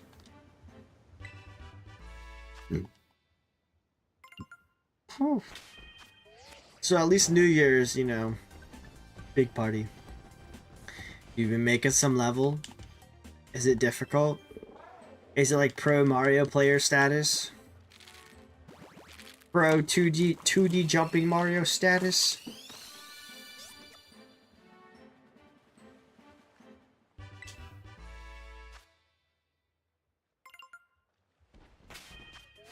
One more.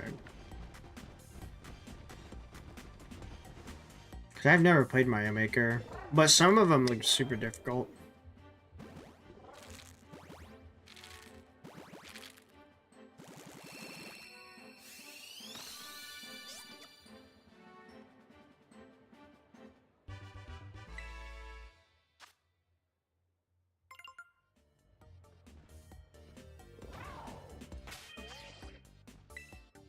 I didn't see if it was shiny or not. Nope. Damn, you guys are making me not pay attention. It's crazy. I want at least one Quaxly. One Quaxly, please. Now, I wonder... Oh, actually... I mean, I'm sure they're probably still pretty difficult. I've got to imagine. I would think Pokemon will probably release something on their 30th anniversary year. Because their 30th anniversary is in 2 years, right? I've got to think that they're going to do something very special for their 30th anniversary.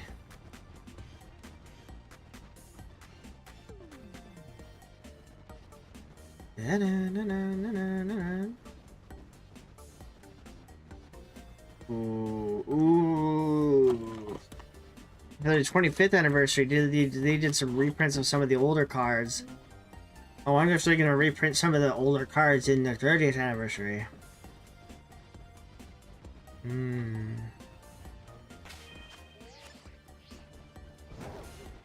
I can't wait. I can't wait.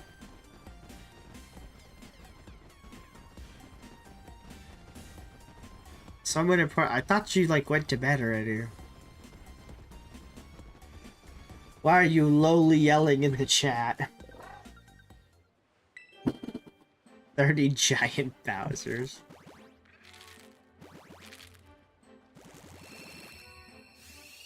That'd be a quite fun thing to do. Just back to back to back to back to back to back to back monster Bowser fights.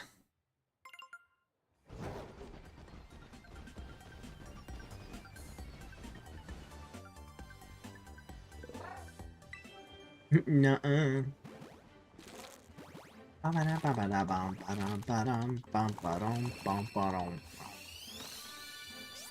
It's only been an hour for the... It's playing COD. Nice. I know. Did you get number Black Ops 6? Is it enjoyable? I haven't bothered to play it. Final level of boss rush is very important. That's fun. I used to play a lot of it when I was younger. Boss rushes are fun. I enjoy a good boss rush level.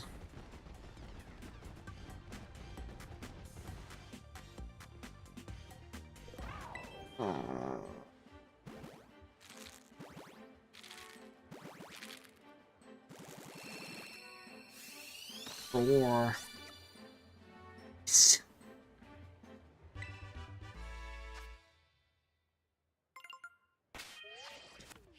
That's unfortunate. I only used to play Modern Warfare 2 and I played a bit of Warzone. Warzone takes up so much memory on my PC, I just...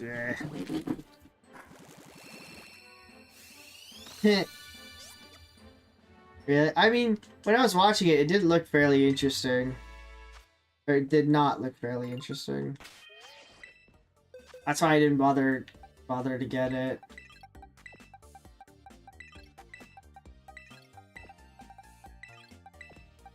I don't know. I feel like compared to like Modern Warfare 2 and like the original Black Ops, it's fell off quite a bit.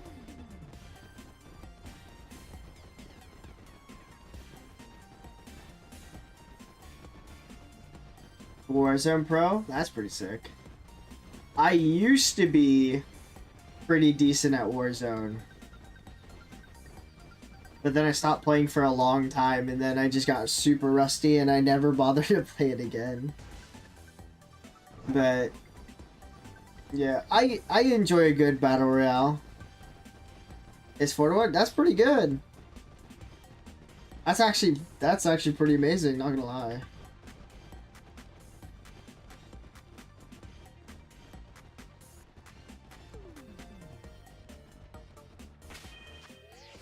And my coworkers tried to get me to play a little bit more, but I haven't been keeping in touch with it. I've now driven myself to do more of goal challenge oriented stuff rather than like match by match oriented stuff. That's also why I don't play a lot of League anymore either. All the levels are pretty good in Mario. That's pretty good. Yeah, I used to be in an amateur league for League of Legends back in the day. I didn't win anything because I only did it for like, I don't know, like it was like 5 months. But I did play in like a couple of league tournaments, and there was one day where we actually like got close to making the quarterfinals. Oh, we haven't gotten any new ones. So honestly, it's gonna be a while till we hatch more shinies.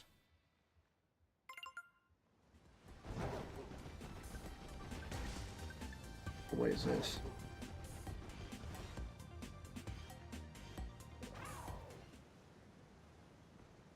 Like, if I looked at my Fuecocos, it took me 3,300 and 3,000. I don't even have the total on here. It took me 3,300 something to get all three of them. With Dante's. What does that even mean? No, because then it wouldn't be much of a challenge now, wouldn't it? The whole purpose of this is to do it all legit. Because, I mean, realistically, it's just all about time. Eventually it'll happen. I'm not in any rush to get them. I do need to make sure that I remember how many Quaxly eggs I have, though.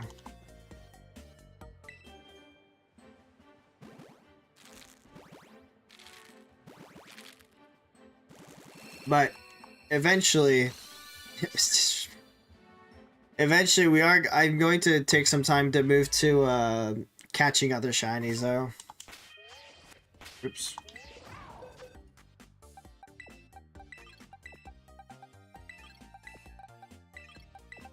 Because honestly, I've been hatching eggs for like a month now, and I'm getting sick of looking at eggs.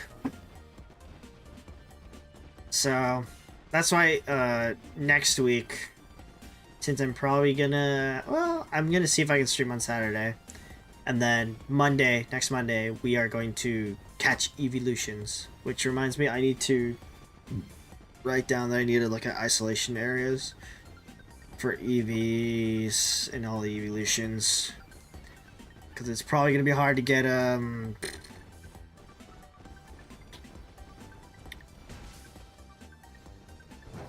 outbreaks. Something of.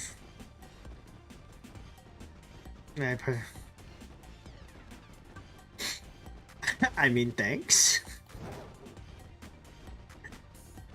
I don't know. It's like, I guess the hard part I have is that I also just lose my train of thought, which sucks, honestly. Oh god, please no. Please no. None of that. See, I think the hard part about a lot of people that stream and do a lot of social media stuff, they try and integrate themselves so hard with what the current culture is and how people talk and all that other stuff, and I just can't. I don't know if that's like the annoying part that you're talking about, but oh my gosh, when people just like try to integrate all the Gen Z words that they're saying, I'm just like, please.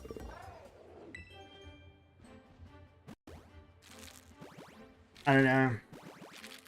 I'm also like a little bit older, so I've gotten to a point where I'm now like sort of chilled out of everything, you know. I try not to get stressed out about most things. I just sort of relax and just accept everything for what it currently is. Because before before I used to try to be such a sellout. Oh my god.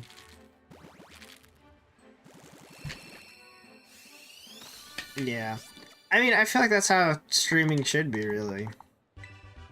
Because it's like, well, since I don't care, I'm not caring so much about numbers and such, I'm just streaming what I would already be playing.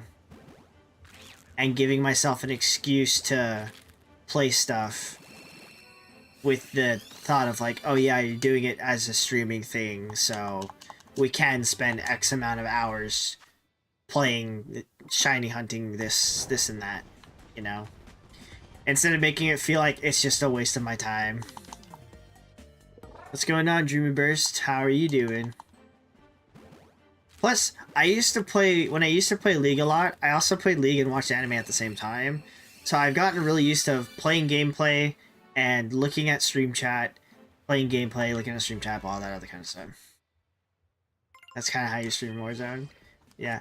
I think the worst kind of streamer that you can get is somebody that cannot pay attention to chat.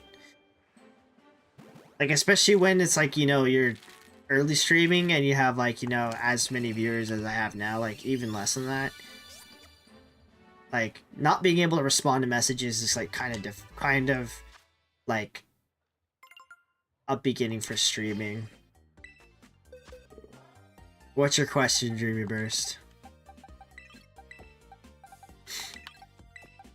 I mean, I can get that it gets more difficult when you have like a lot more chatters, but there are some streamers where I watch them and they just don't respond to any other chat messages. I mean, that's just what that's what I did back in the day when I was in like high school, early college type thing. Now we shiny hunt and watch anime at the same time. That's why I do Warzone and anime. Ah, that's the more hardcore version. I used to try and do like COD multiplayer with watching anime. How to stream Pokemon Violet? I would say it's quite easy, but you do need a separate capture card. So let me pause my song. The easiest way that I currently have it set up is I have my Switch placed on my dock, and my dock is connected to a capture card, which captures the game, and then the capture card is connected to my PC. And then I use OBS, which is like the streaming software that most streamers use, to put OBS onto the stream and then set it all up in that kind of way. But the main thing is to get a capture card so that you can capture the gameplay and then connect it to your PC in that sort of way. There's a ton of videos on YouTube that you could probably find, but yeah, I'm trying to figure out how to get my second Switch to be set up to my PC, and that's gonna have to be a future thing. 10 times more hardcore. I mean, I can imagine it's a lot harder to play Warzone and watch anime at the same time. Especially since in a lot of those games, it's like you're trying to listen for enemies and opponents and such.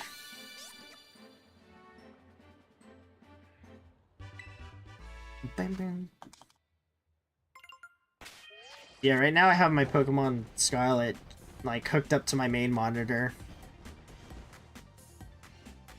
I think I see some kid on a kill streak while he's getting. That's funny. Oh, I'm chilling. Eventually, I can already get a free Mew from my Let's Go game. But eventually we're gonna have to shiny hunt for one anyways.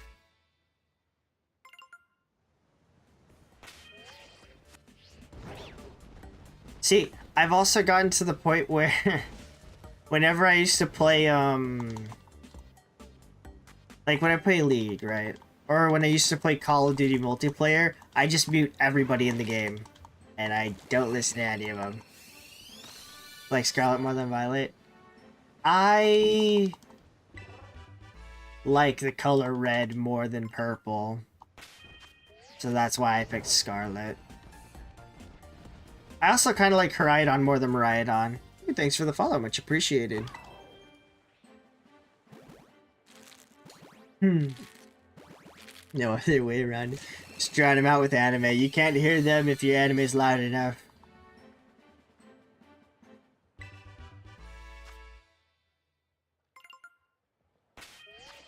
Yeah, there's so many other things that I need to do in these games that I need to figure out how to set it up. I actually do have my brother's copy of Violet that he left behind, and I just so happened to scoop it up and take it. So eventually we are going to play, I am going to need to get some other Violet exclusives and their shiny forms. Like we need another Shieldon. But we can also find them in probably an older game. I don't know, we'll see. Good.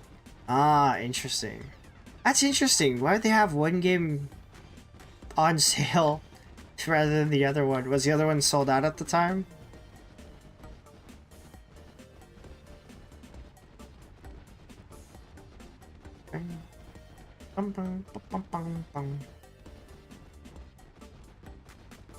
That's interesting that they would have like one game cheaper than the other one, even though they're like almost the same game.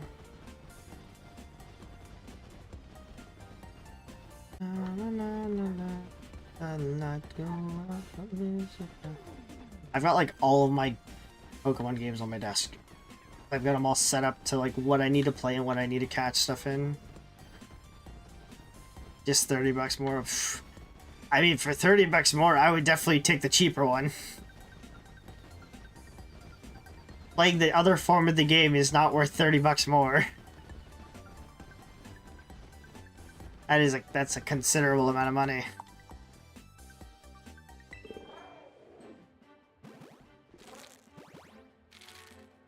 God, there's so many things that I've just been putting off that I need to do. I need to buckle down and start doing them one day. One of these days. Like getting my Pokemon Sword onto my main Switch. What?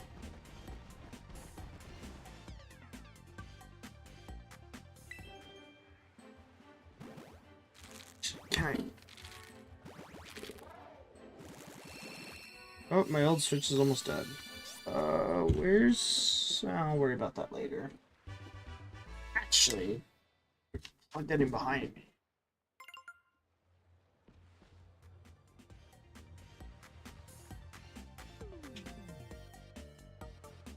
That charge of it. I'm assuming that was a regular one, not a shiny.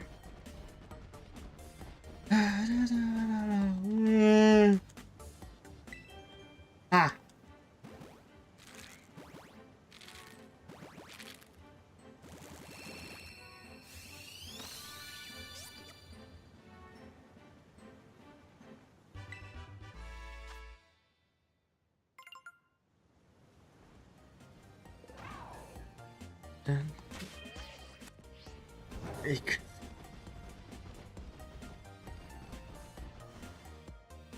Bruh, that's so messed up.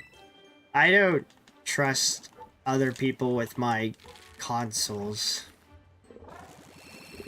I mean, good, especially if you broke your Switch. That's crazy.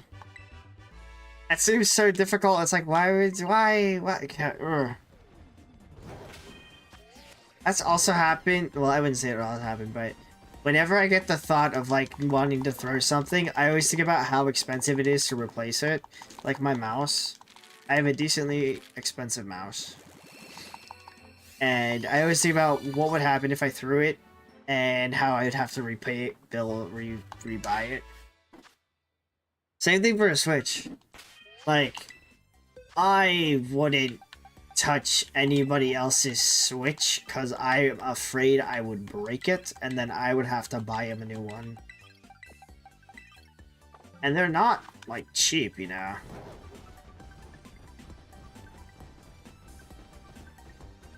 Although the Switch 2 is coming out. Wow, that's classic.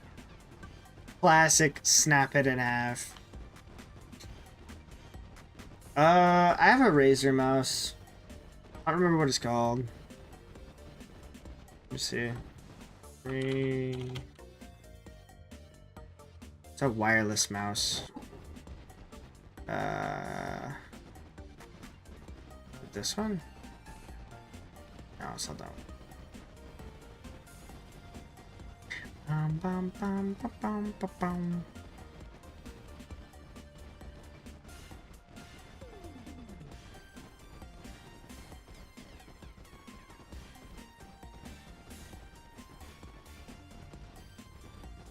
See, it doesn't look like it. Gonna make me go on Amazon and look at my previous purchases? Probably.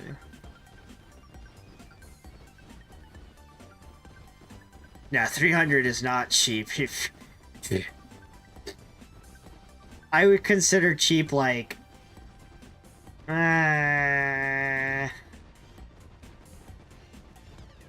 for gaming equipment, I would consider cheap at like... maybe maybe at like 70 is cheap. Because even at like... at 100 you can get good stuff. Man, 300 is definitely not cheap. It's crazy. I don't remember how much this mouse was.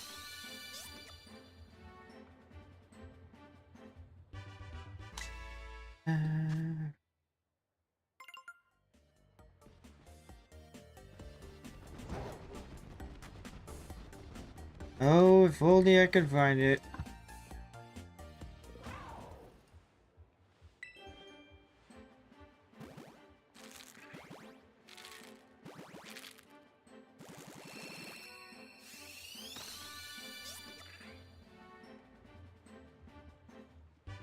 Mouse credit. I can't even find the mouse that I bought. I know it's a Razer. Got the Razer symbol on it. It make me look through my history. This mouse has lasted me so long. Maybe 2020.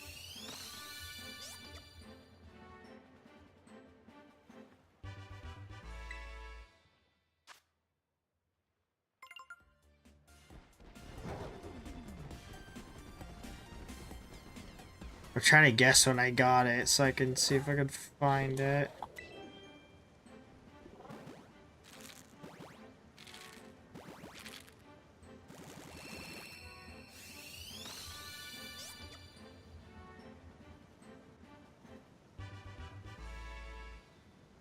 Some of these things I don't even remember buying. You care for Jervis Thursday. Good Judas, this is for Chichigo Cook. I actually don't know Dragon Ball Z Fighters. I remember buying that.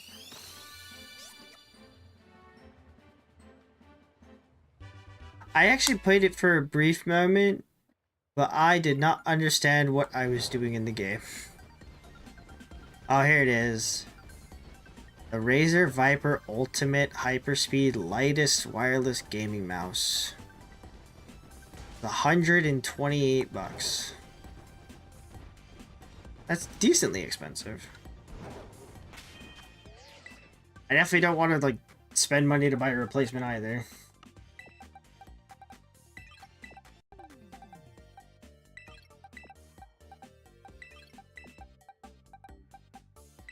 Oops.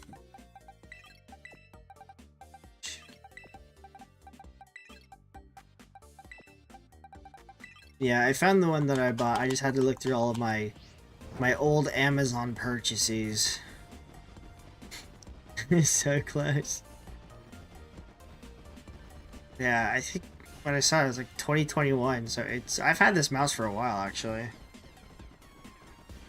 But it works most of the time flawlessly. There's sometimes where I have some hiccups with it, but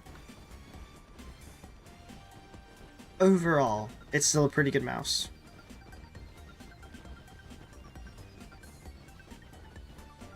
G Pro Super Light. It's not bad, not bad, not bad. Yeah, I don't know. I can't imagine like buying anything more than like 150 for anything. Alright, good night, King. Have a good rest of your night. You sleepy as well? That's fine. This is time for bedtime for everybody. Tomorrow I will not. Tomorrow I got work. Next stream is probably on Saturday. I don't know what time though. I don't know. On Twitch I like have a schedule listed on the offline thing. I typically stream Mondays, Thursdays at 7 PST, 7 p.m. PST, and then Saturdays it's whenever I have time.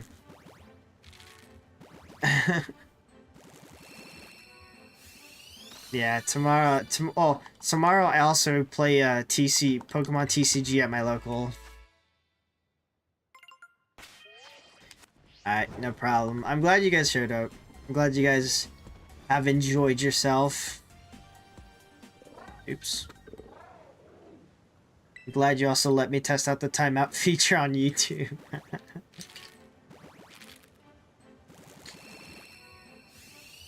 Alright, have a good night, lads. I've still got like 3.5 more boxes of eggs to hatch. So we've got probably another hour and a half of hatching eggs. And then we'll be finished, but I'm just gonna kick back right now. Just gonna relax for the rest of the night. Look at some cards as well. I still need a lot of the older set of the TCG. I've also got gummy bears.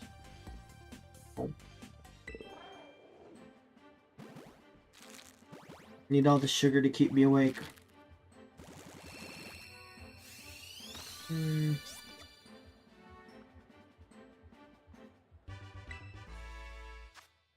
Not gonna lie, I'd be kind of sad if we don't find a single shiny Quaxly today.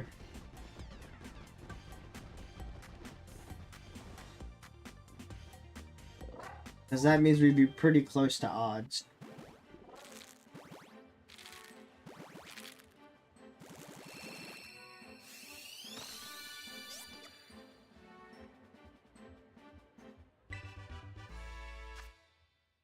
I just need to make sure to recount how many eggs I have.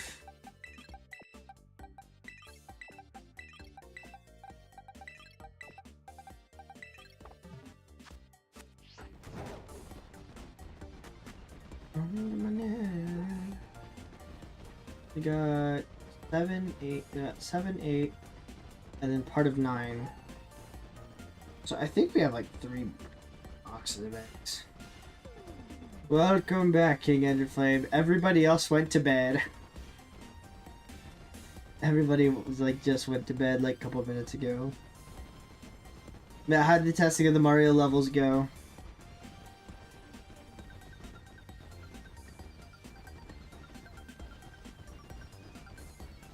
Create some banger levels. Banger Mario Maker 2 levels.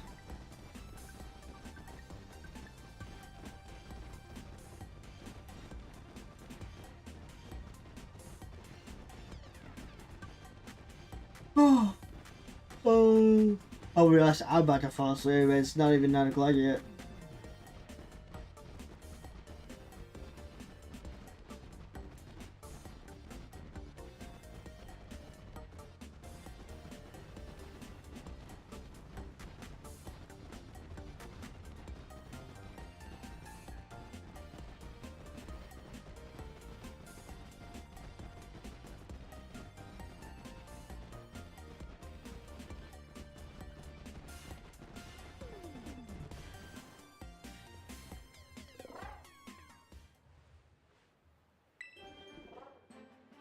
I'm banging Mario Maker 2 levels.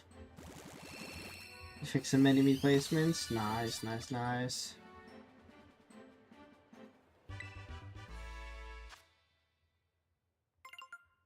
Make it some busted levels.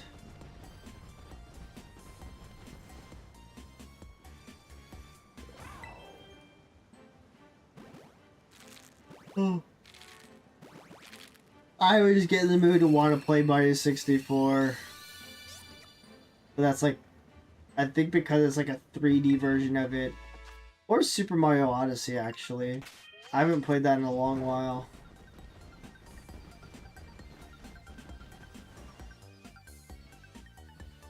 I know, I feel like I have more control when playing a 3D Mario rather than a 2D.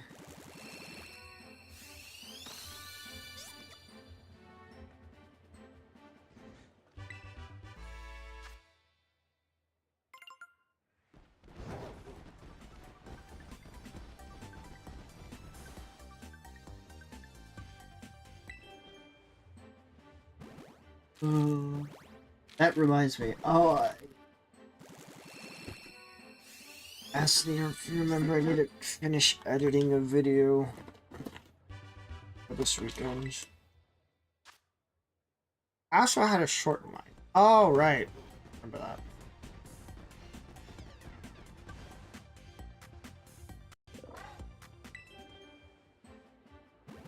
A lot of stuff to edit this weekend.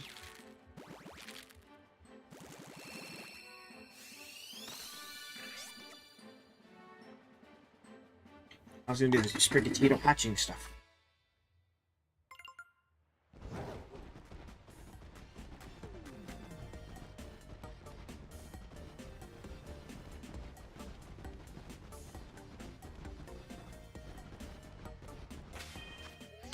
Oops.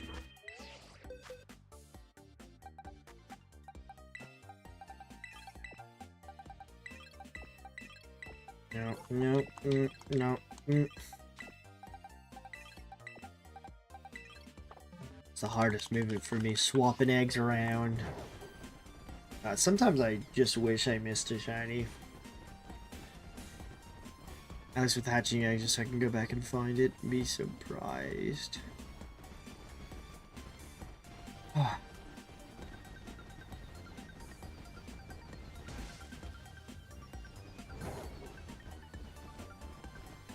Okay, we're going to...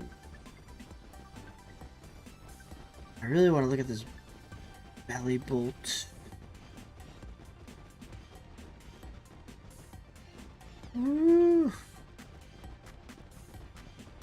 They released some of the new cards.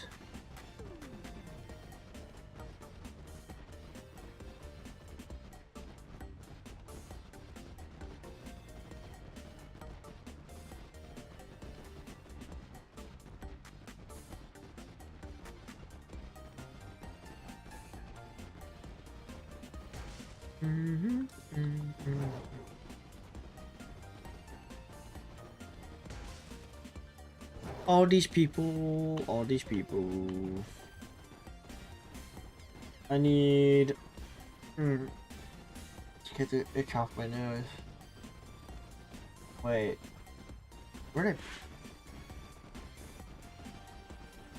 I think I put it over there. Let's hatch it. There it is.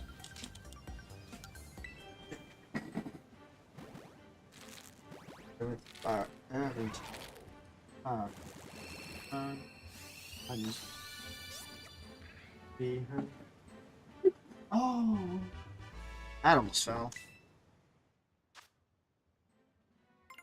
I'm gonna organize my Pokemon binder because we got a new evolution I need to throw in there.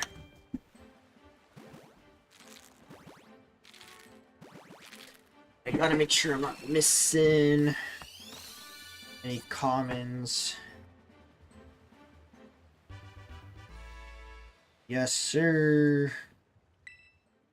I'm just missing the regular Umbreon EX and Glaceon. Interesting.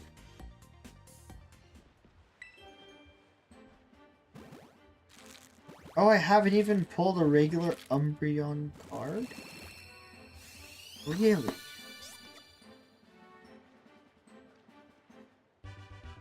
I'd have to check that actually.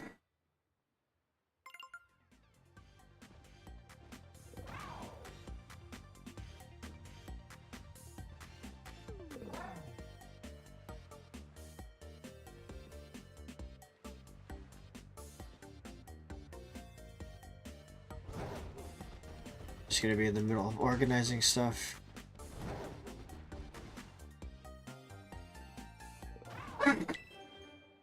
Dun, dun, dun, dun. They left me. Pause when I paused.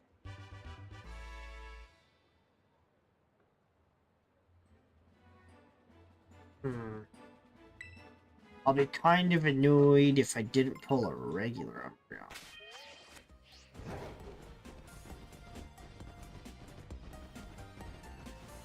There's no way I pulled a Master Ball and a Pokeball before I get the common variant, right? There's no way. Okay, there it is. Nice. Okay. That needs to be added. Let's start you. One. Give me a second game. Give me a second game.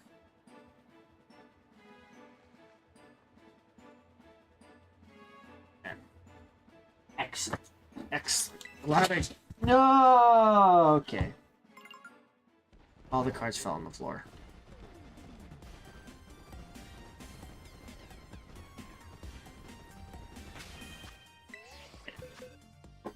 Oh, God.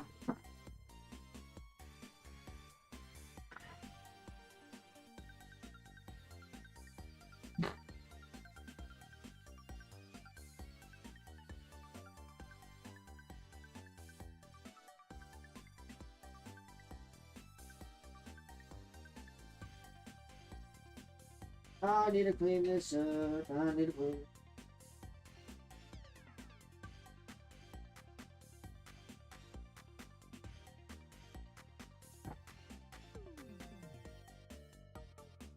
Oh, come here.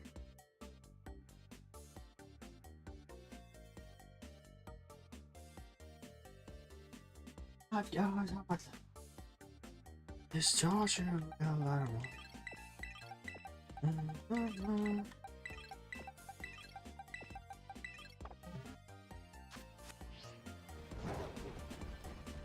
Alright. Now we'll keep going.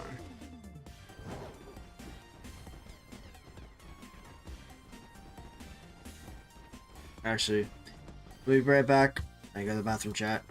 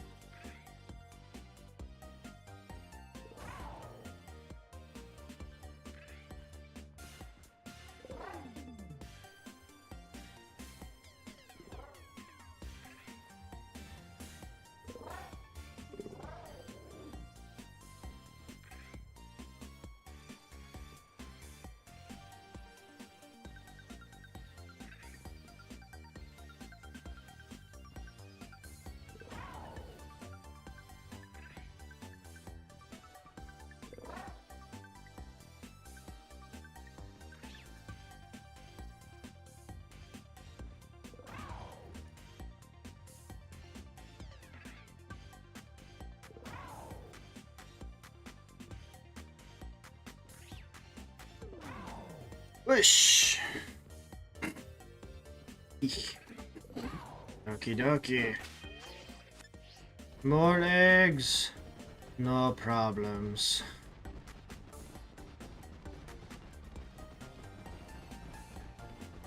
The only thing I need to think about is after tomorrow, we've got vacation, baby. Vacation to hatch more Quaxly and Sprigatito eggs.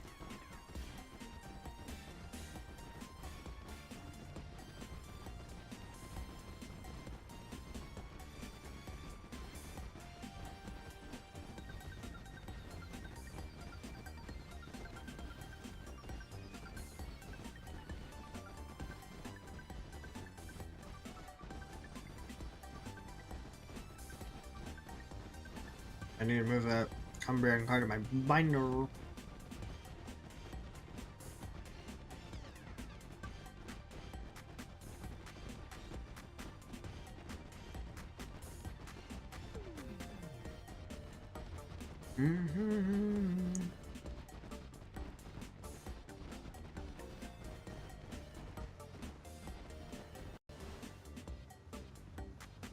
Chancellor!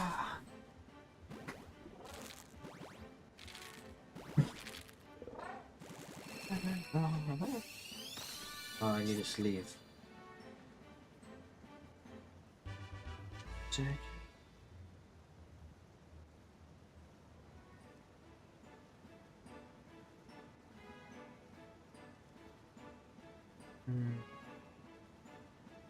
Oh! I'm gonna change the sleeve.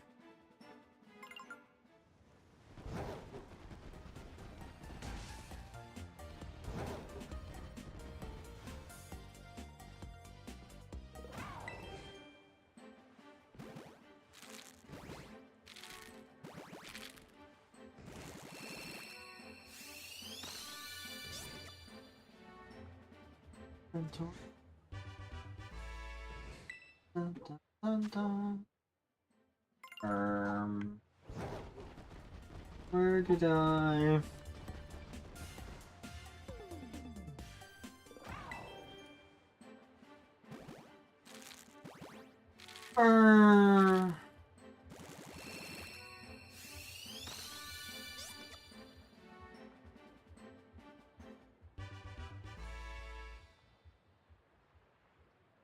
Huh.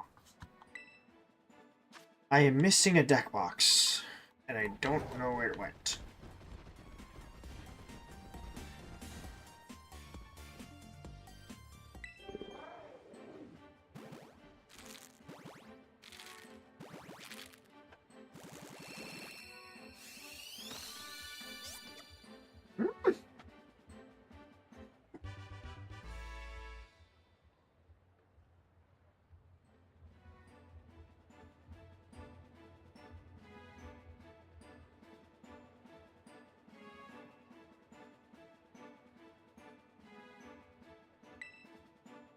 Where? Oh gosh, where did I put that deck box?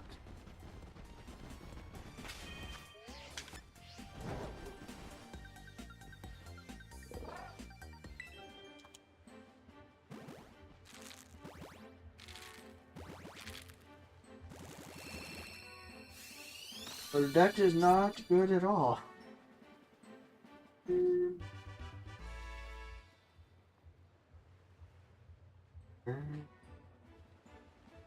Oh, there it is.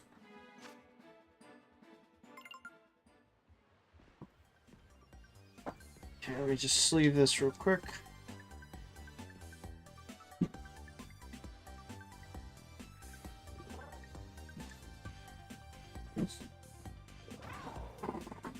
Right.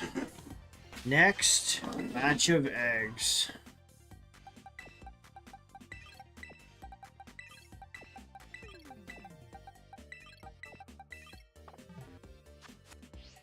Then I can try and math how many eggs we've hatched.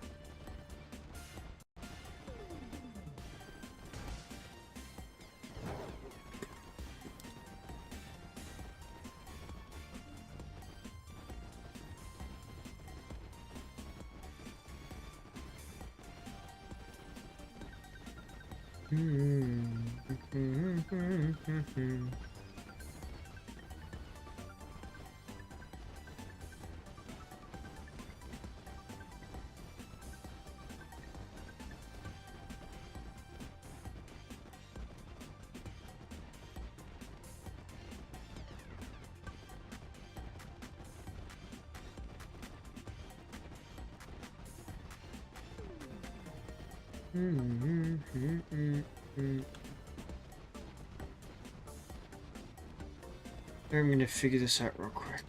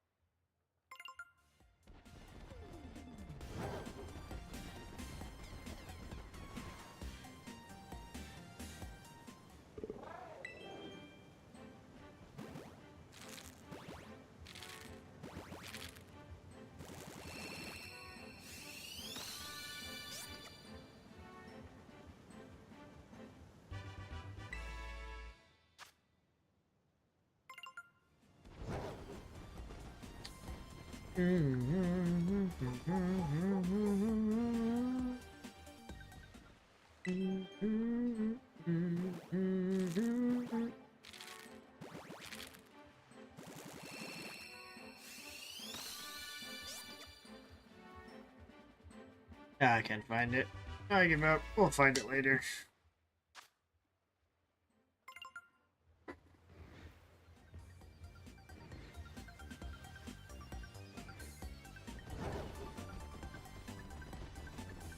I will find it another day. I'm not gonna worry about it now.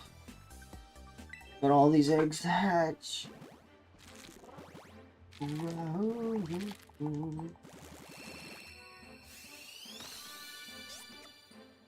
It's so weird how far behind the restream gets.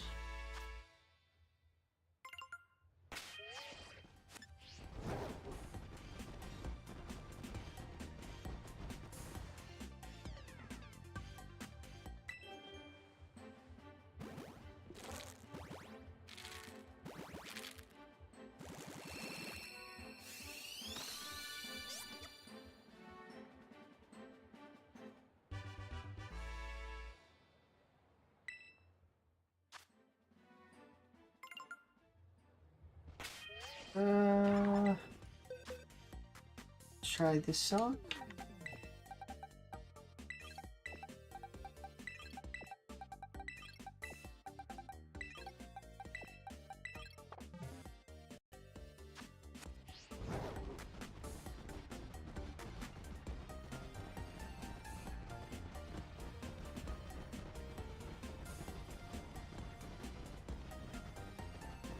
It wasn't this time.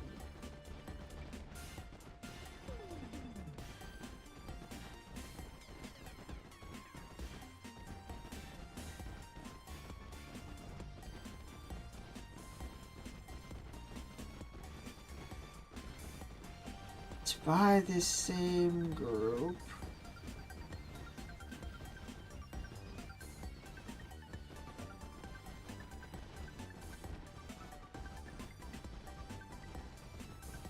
It's Halloween.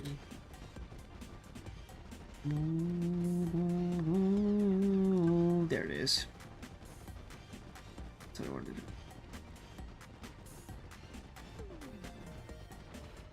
Excellent, excellent, excellent.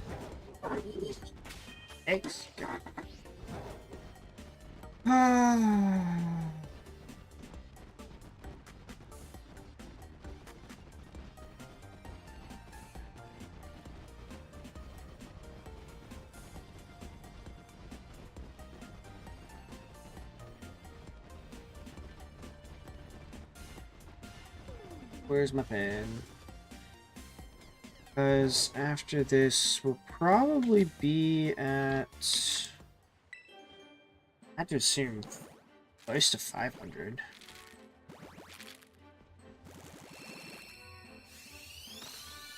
This, oh, the lighting just makes it so much lighter, but I know it's supposed to be like light.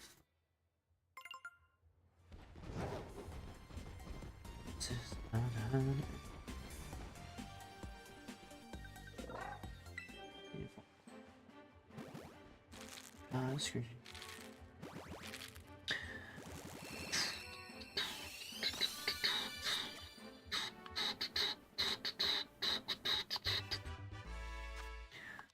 Oh, Quaxly and Fuecoco.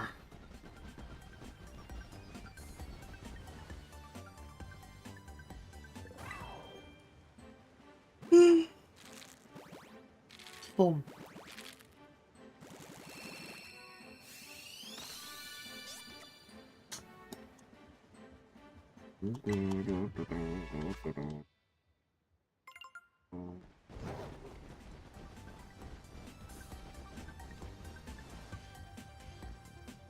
I'm hoping we don't get up to Fuecoco's number, because that means we'd have to get 1,500 eggs before we get our first Quaxly.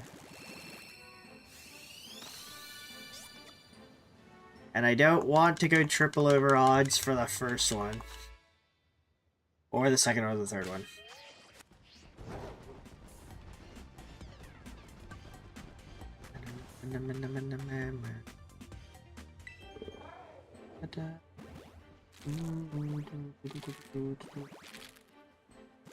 Oh, you children. Brother.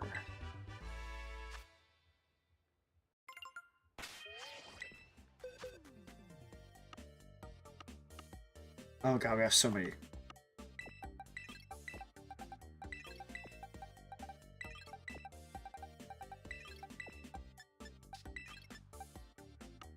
Let me see.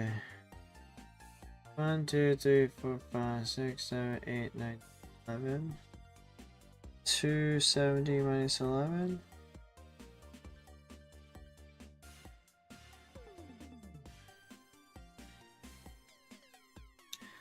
Yeah, if we get to the end of it, we'll be over 500 eggs. It's a good thing we got vacations up.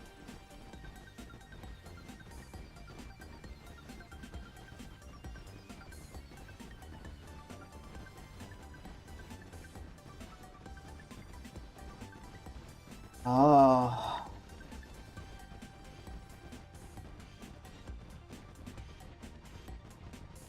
We're just gonna kick back, relax. And hopefully with the last 690 minus 11, got 79 more eggs left. Actually, we have less than that. We have 74 more eggs left.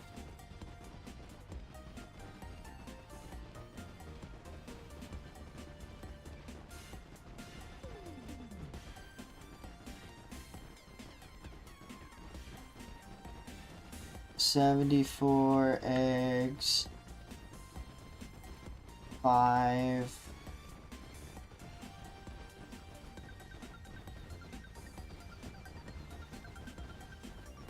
$74 divided by 5. 13 runarounds times 4 is about an hour something. An hour and some change. Or that's about the amount of time we're gonna be here for about another hour. Jeez. Cheese.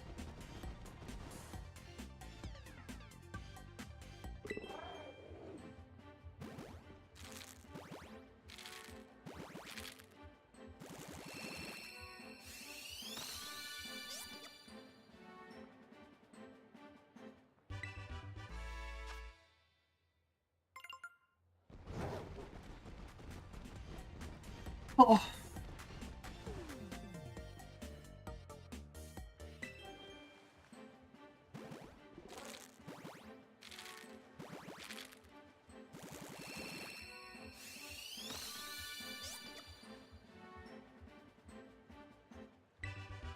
Come on, Quaxly, just shine. One of you shine for me, please. Protect my sanity, and one of you shine.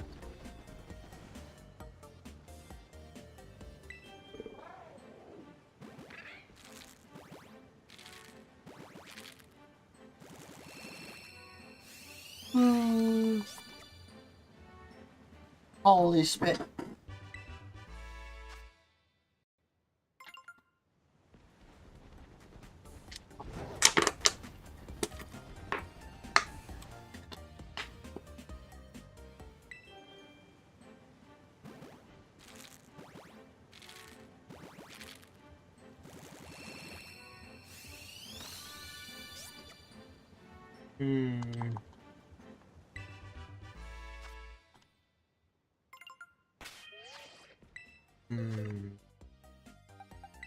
So far, nothing.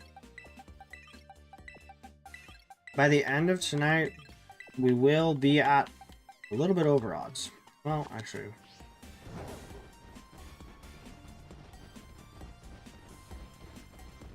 Yeah, we will be a little bit over odds. I believe the odds is 1 in 512?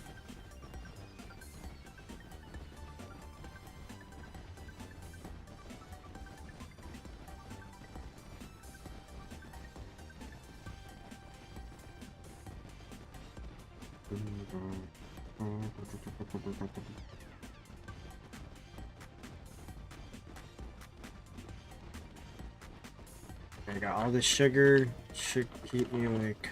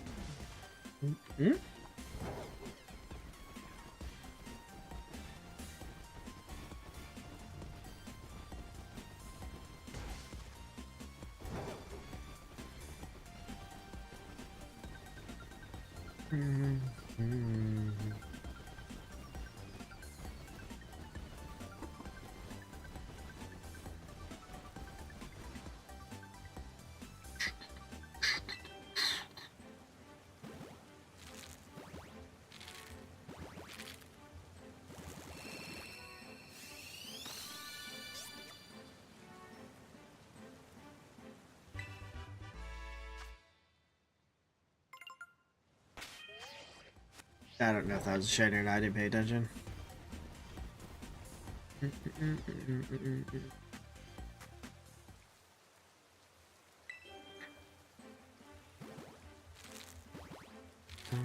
Excuse you, guy. I got water, no worries. Don't you worry about me. I've always got plenty of water on tap.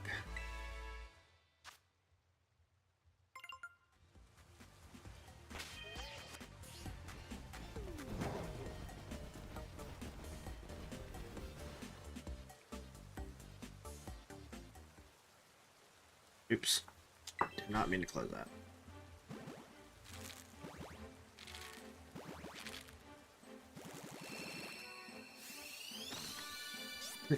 Pay more attention.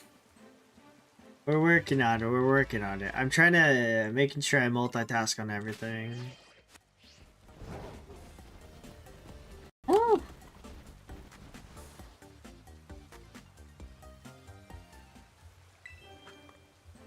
I like looking at my physical cards that I have.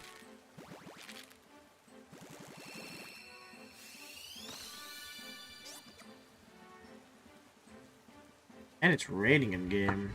That's not very attractive.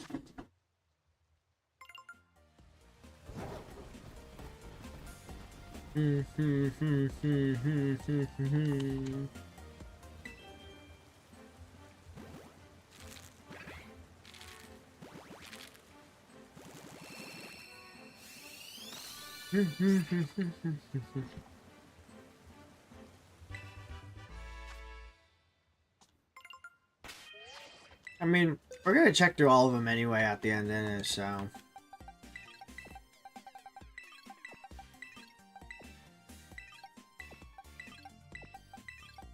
I did miss one. We will definitely catch it before I reset the game.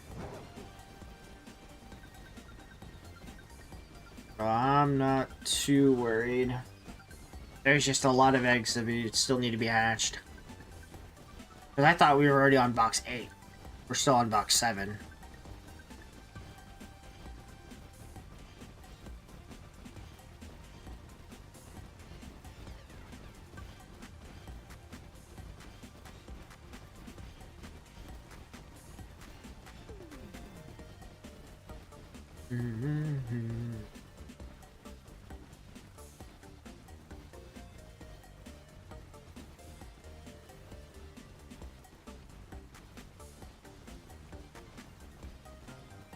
Whatever, 726. We still have a little bit more than a month till Prismatic Evolutions, and there's just so much information about the set that I want to look into.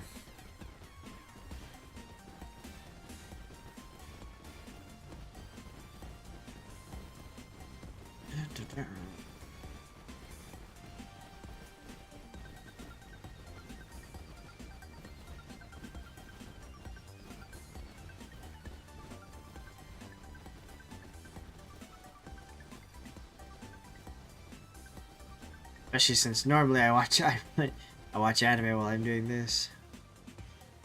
Oh.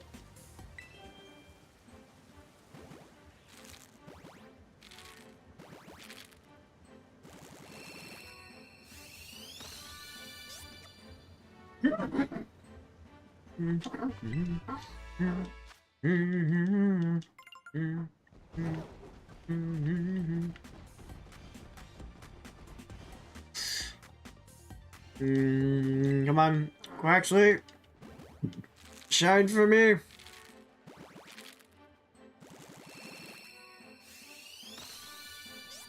Dang. Let me see. We need what? 140, 240. That's the end of box 8. So at the end of box 8.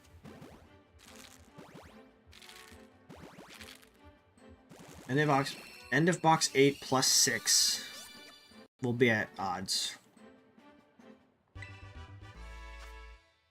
So there is still a chance for us to be under odds.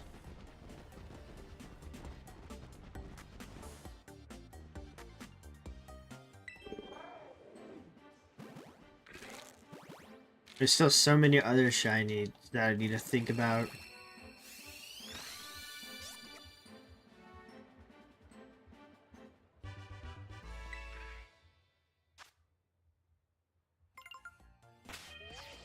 I'm worried. We're almost on box 8.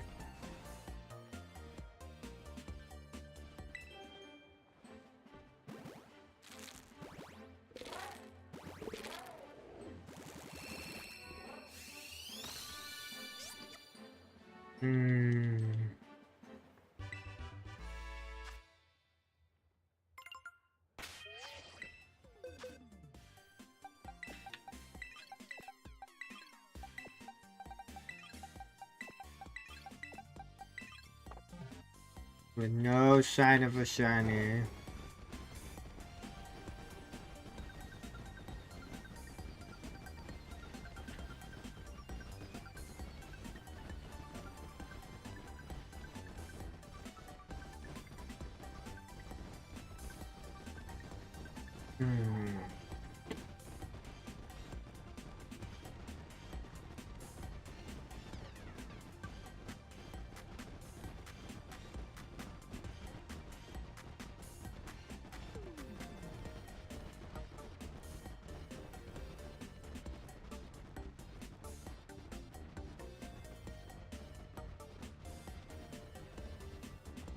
Say Monday we're doing EVs? Yeah. means Sunday I'm gonna look for EV spots.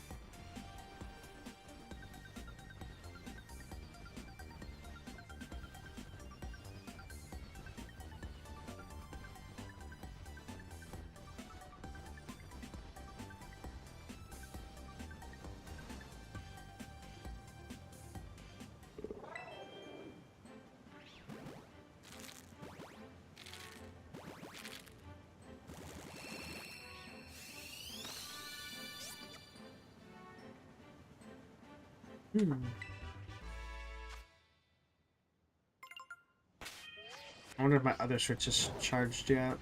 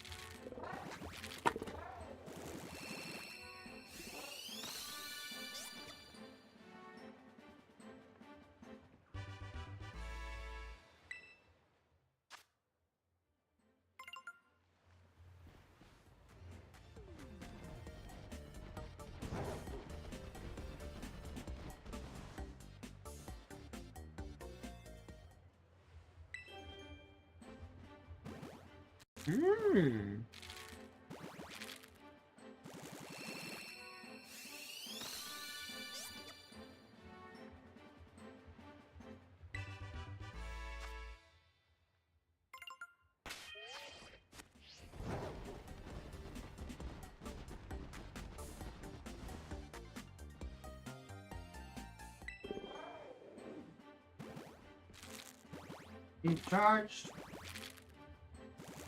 Yeah, kinda.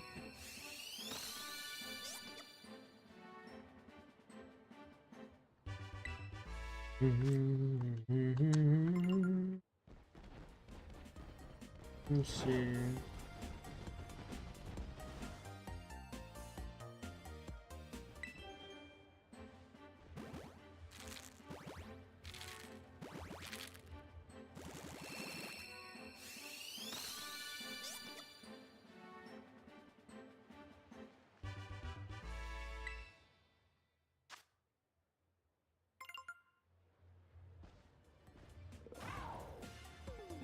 Deciding.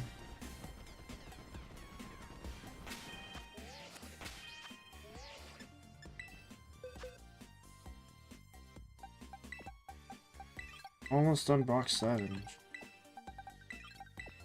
Got this, box 8, and then like a little bit more than box 9.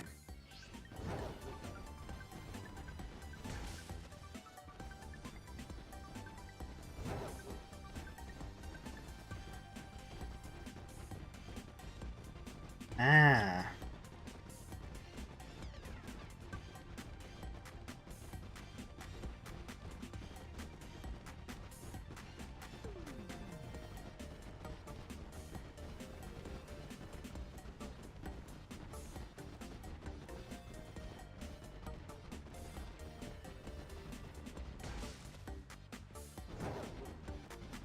Working.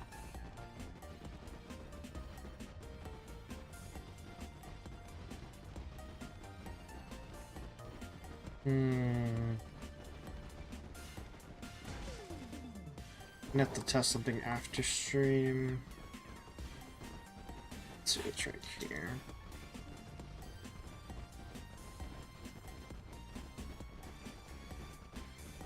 Check and make sure the save data is attached to my account. Done.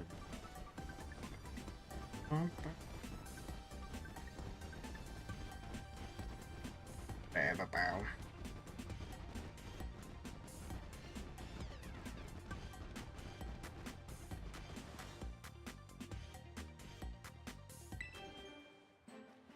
Let's find out.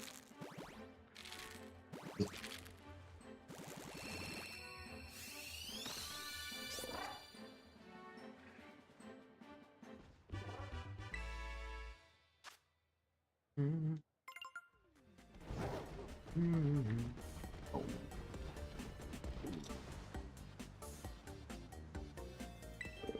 Okay, 30 minutes to download the save data? Jeez.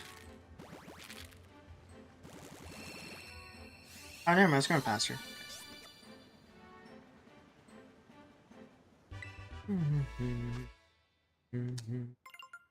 What will be faster, getting the save data or finding a shiny? Probably downloading the save data.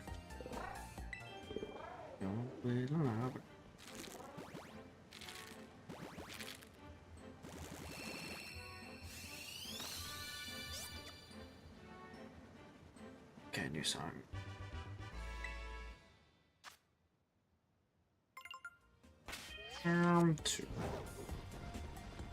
Two eggs. We got one set plus another box and.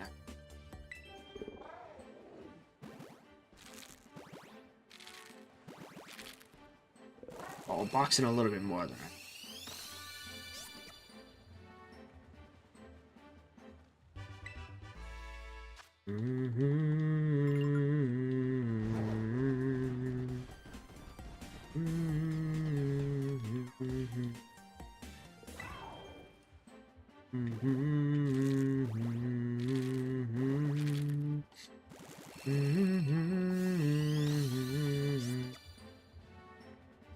There is no shining Quaxly here. I can't find it anywhere.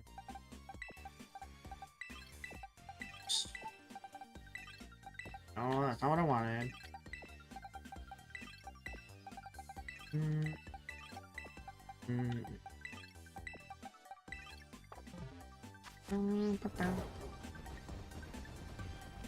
Time went from 25 minutes to 26 minutes.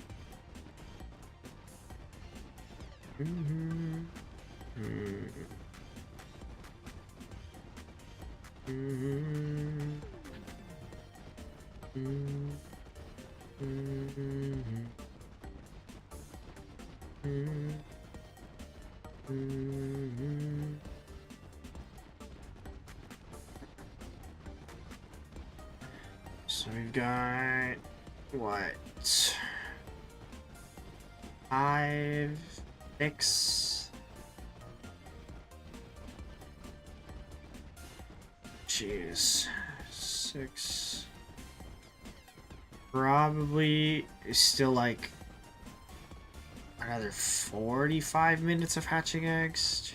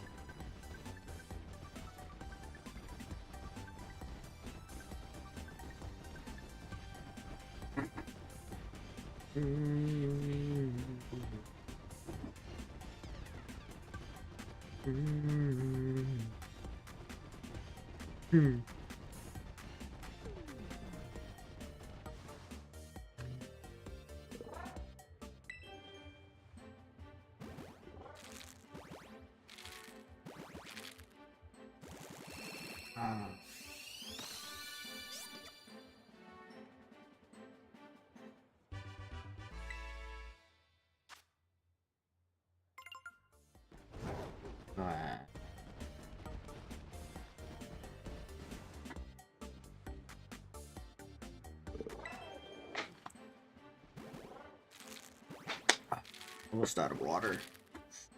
We'll need to get more at some point.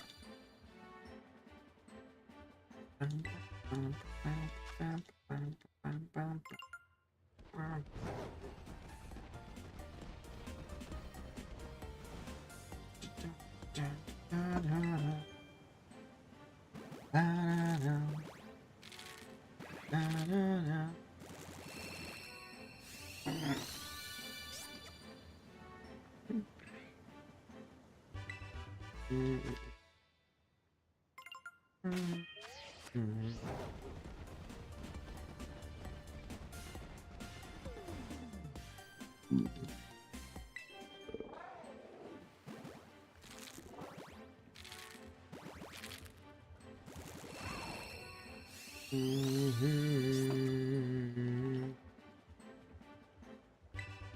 come on, Quaxly. I know I said nobody liked you, but that doesn't mean you can't be a shiny for me.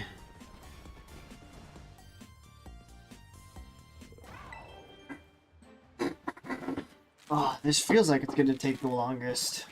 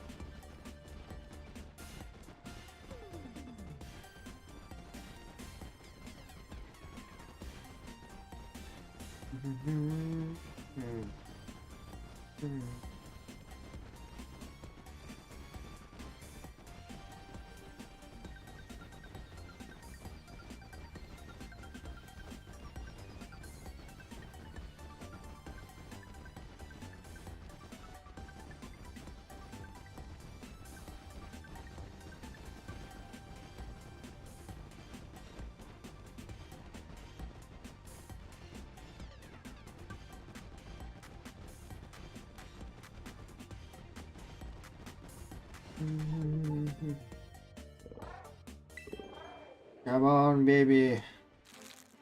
Show me them shinies.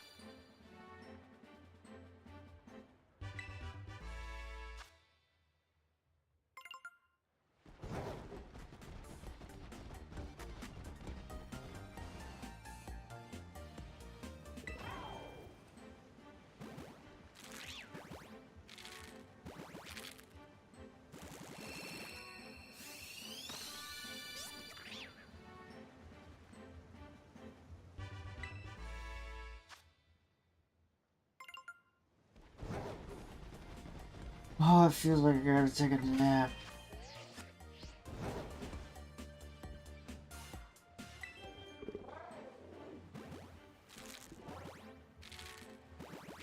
At this point, it's gonna be more like I needed to take a sleep than a nap.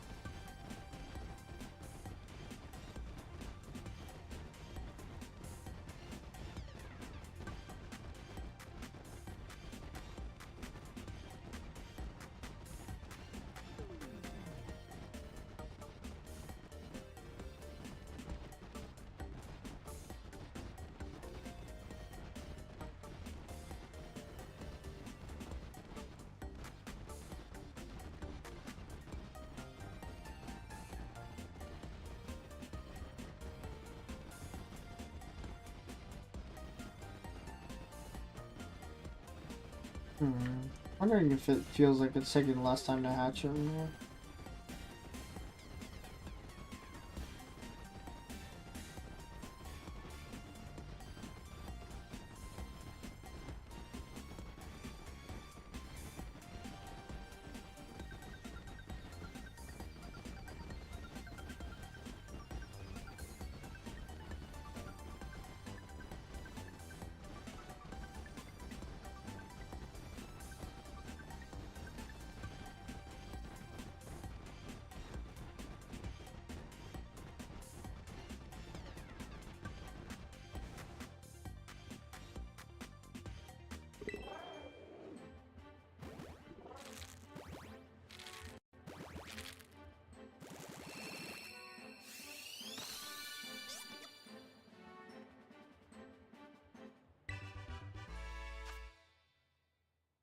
Yeah, it probably feels like it takes a long time because there's a lot of pop-up screens once we actually hatch the egg. We have to actually wait for it to hatch and then...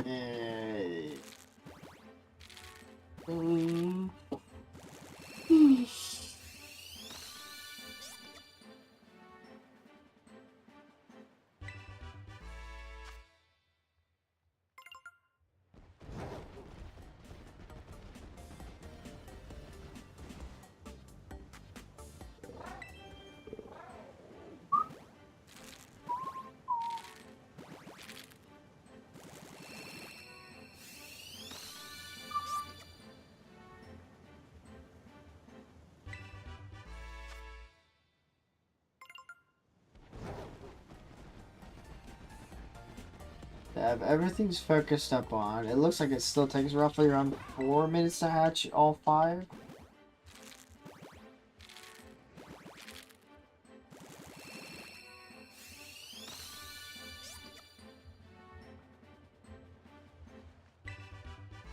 I still have one more egg in this party.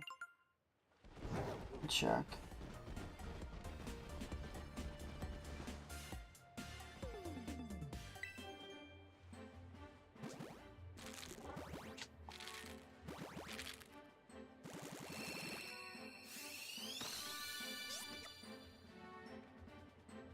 Ah.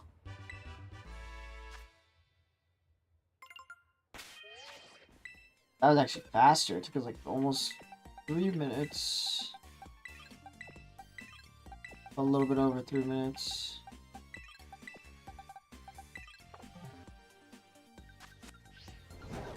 We just whack them out. Just whack out these eggs.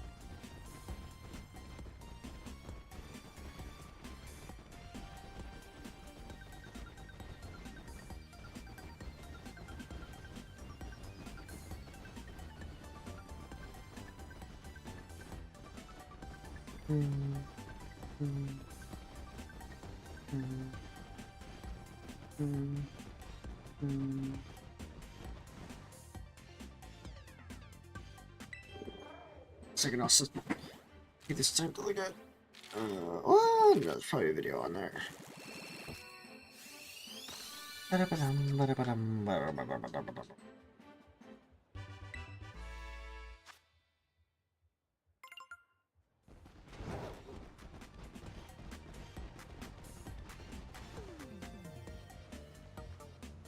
God, downloading the save data is not taking...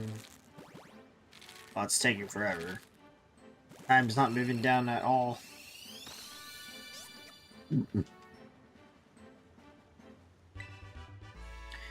Said 25 minutes like 5 minutes ago, and now it's on 23.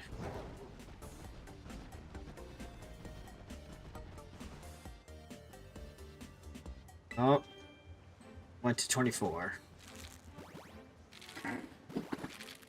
Not sure this mailed switch knows how to count down.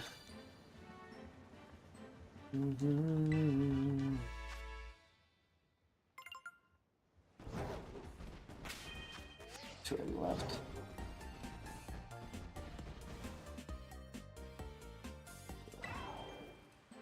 And focus it.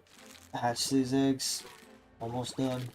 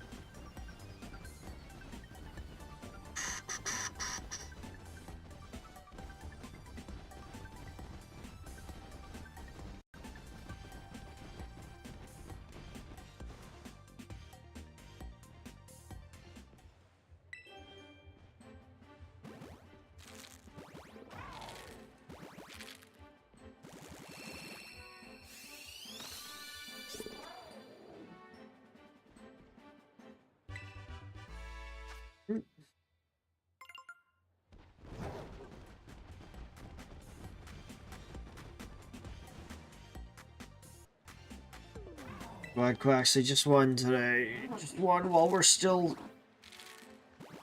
under odds? Yeah, we're still under odds.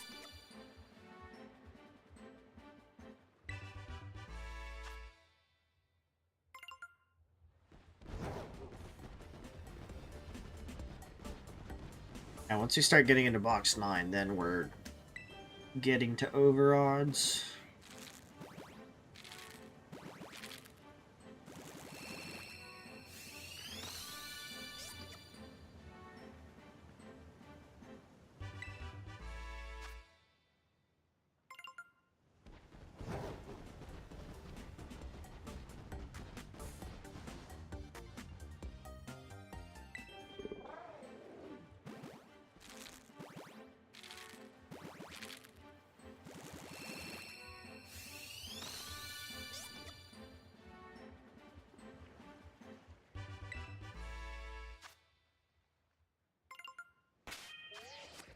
One more egg and no shiny to be seen.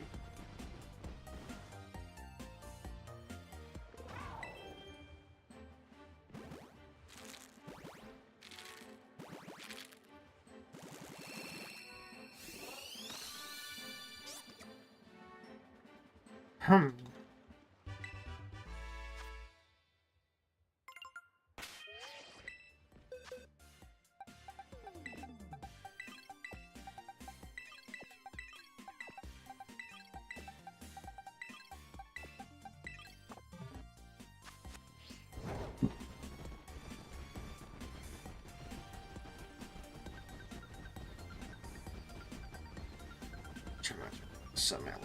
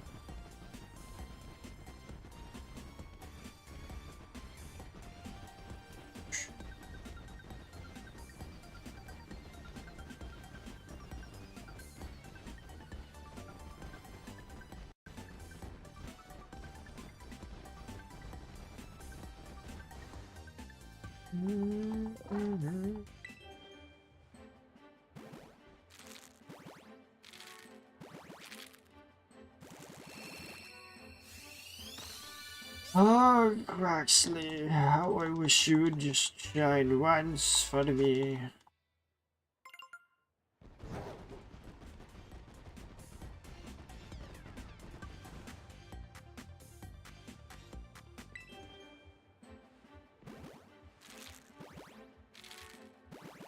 Honestly, this feels like it's gonna be like a Fuecoco situation. We're gonna get to 1,500 eggs before we get the first one. I just hope that we don't have to get to 3,000 eggs before we get the third one, because that took forever. At least if we get the first one, I want to get the first one at least during the stream. The other two we can get off stream. But the first one, well, at least one of them on the stream. Yeah, we'll see. We'll see what happens Saturday. Because I think Saturday, if we stream on Saturday, we're gonna try and do more Quaxly eggs. And then Monday evolution, so I can finish. I don't think evolutions will take too long.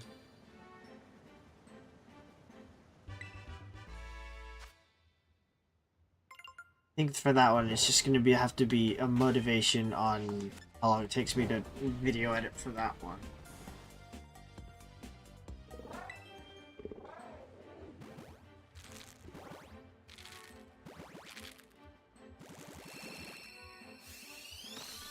I think we may also do some egg hatching in between.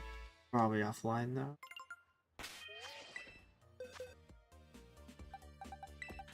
We got this. Oops. Then a little bit less than half a box, and then we're done with these eggs before I can reset my game. We're almost at odds.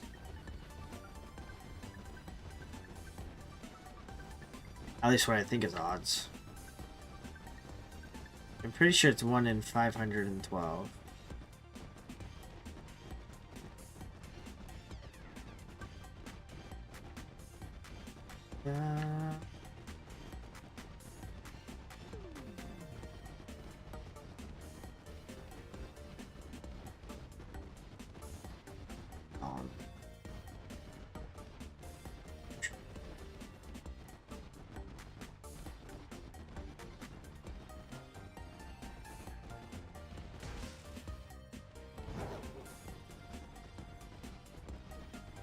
I don't want to have to go super over odds like we did with Fuecoco. Because honestly, 3,300 something eggs is a bit much. It's just a bit much.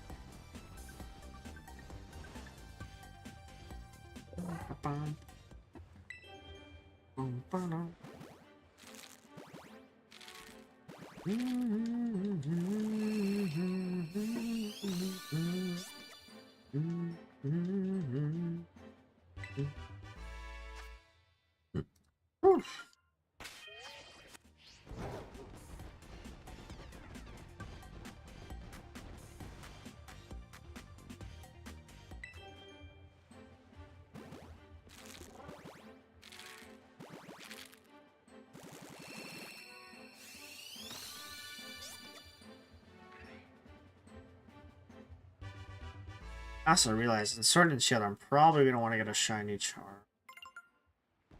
So I am going to need to play through that game as well. At least completing the Pokedex in that game.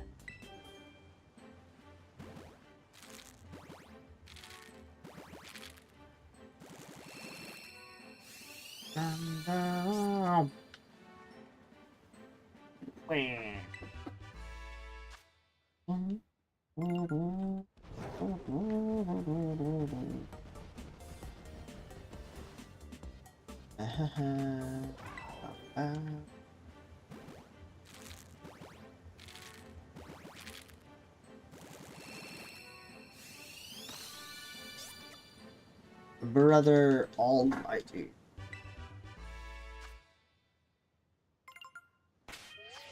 One more egg, one more egg.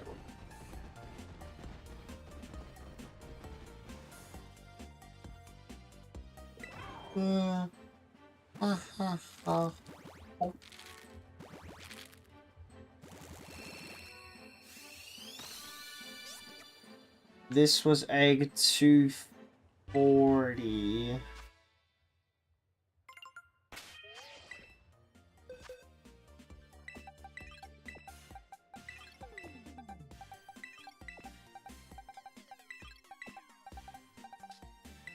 So after these 5, the next one will be at odds.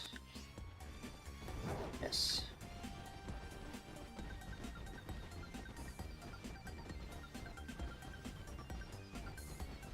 Because this will put this puts us at 506.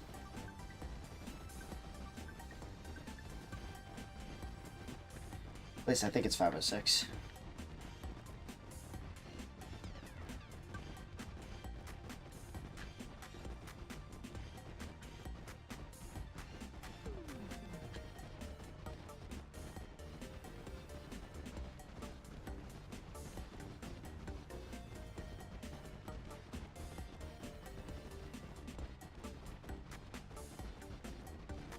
Yeah. So this one that hatching is going to be 507.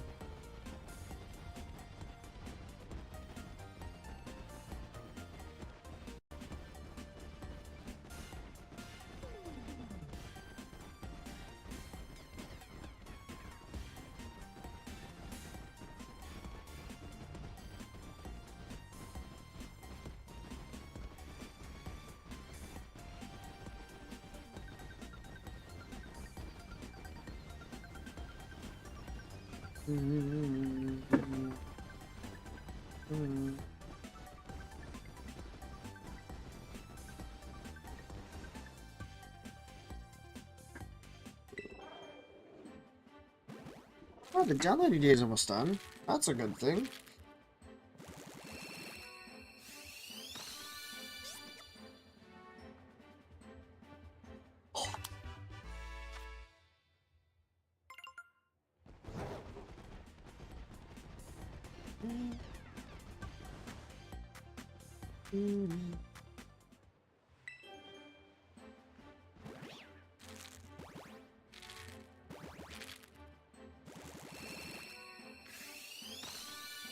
It's finished.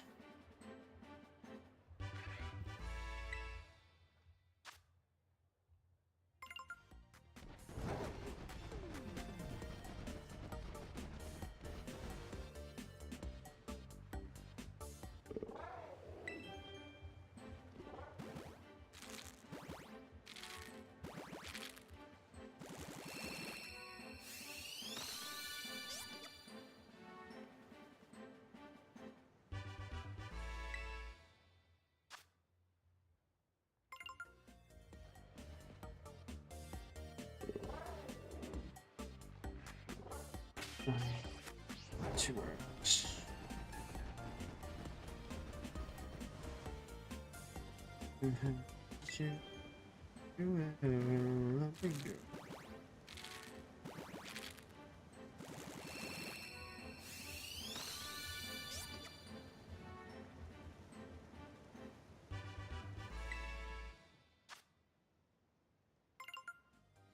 Please,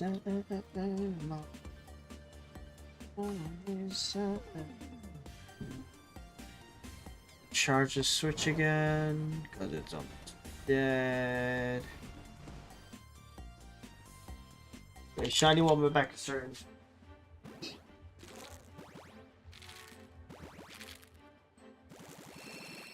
Shiny. Alright, this next egg that hatches will put us at odds.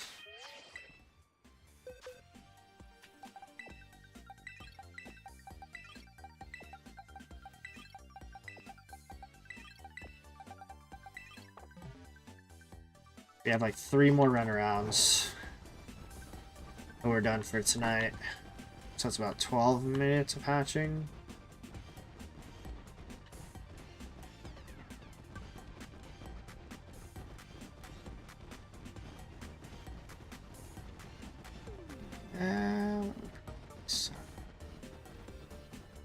Oh, sure.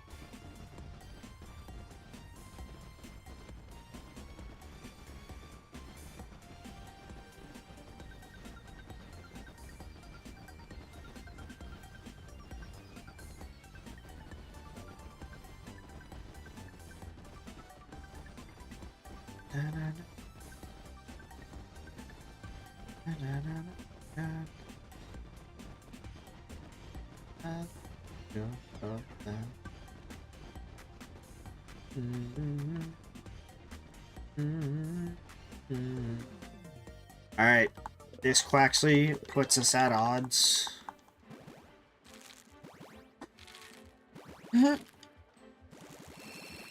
And regular Quaxly. Well, unless I missed a shiny, we're over odds again. And why can't they be like Sprigatito Mania?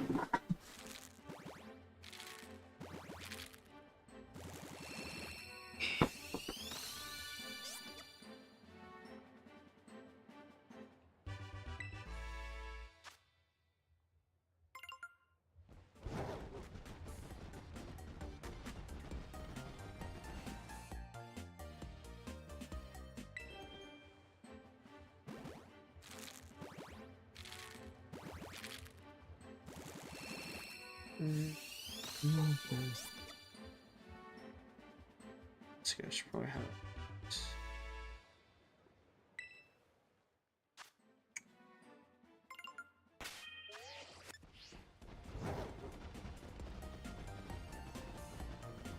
Oh, come on.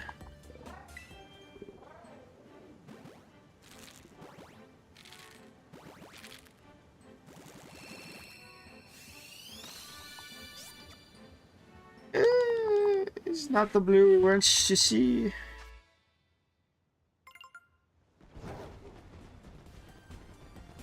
La la la la la. La la la. La la la. You look down.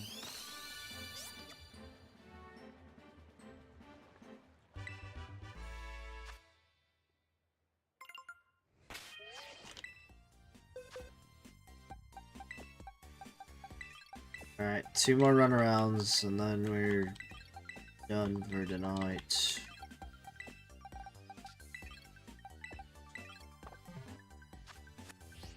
Got 9 eggs left.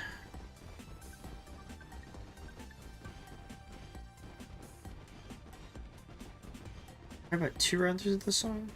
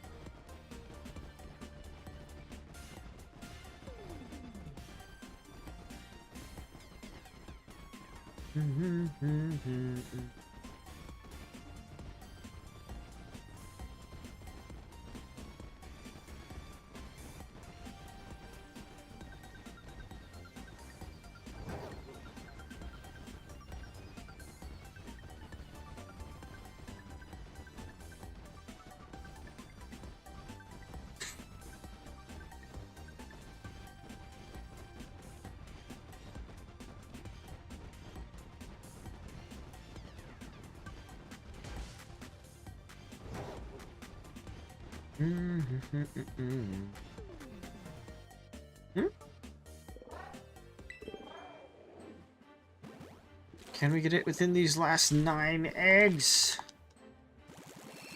That is the hope. No.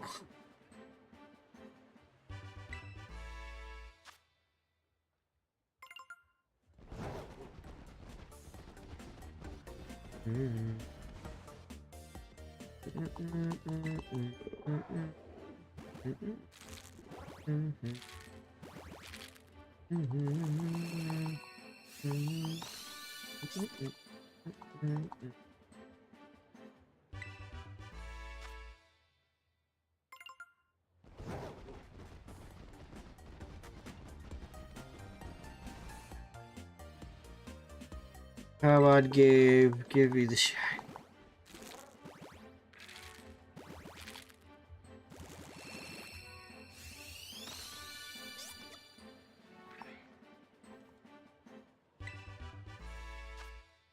Angel.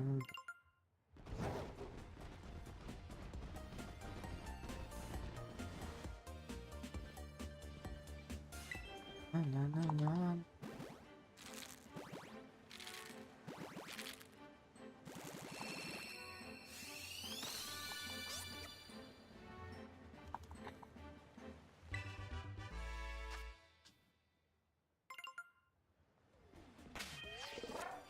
One more egg, and then we got 4.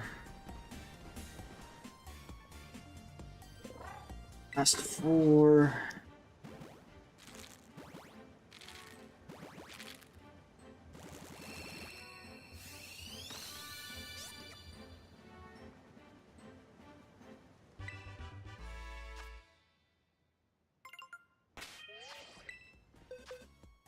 Final 4 eggs.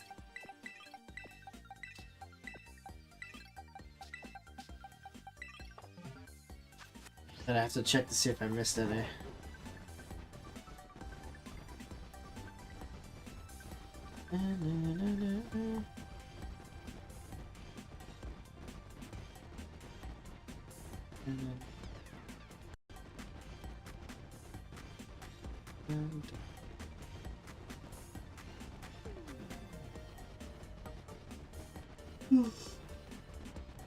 Boom.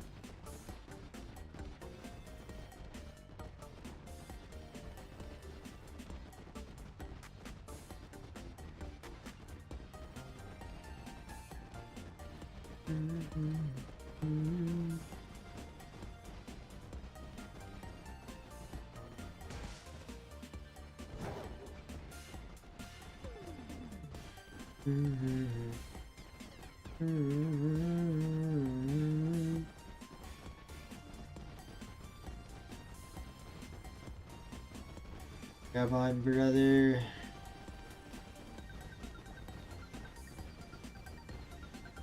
Just give us one.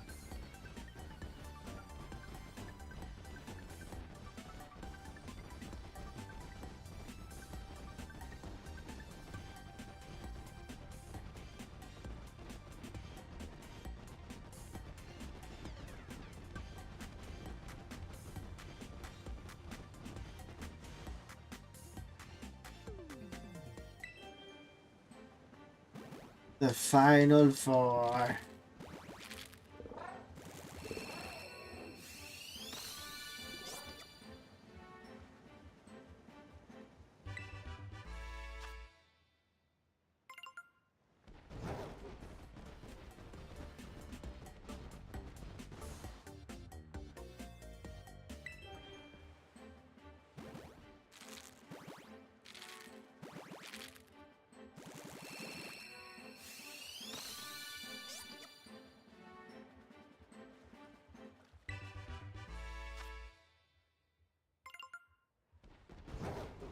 Few more eggs.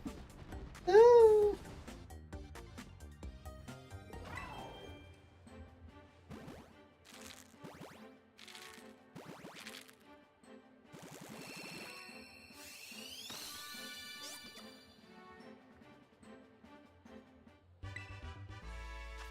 Final egg for today.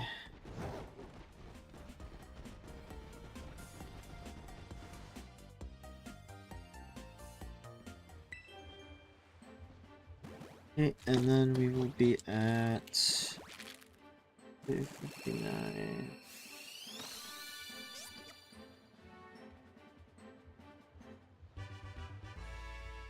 What?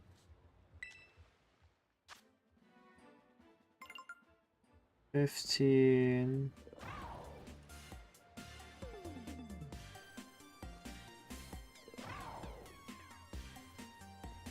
$530.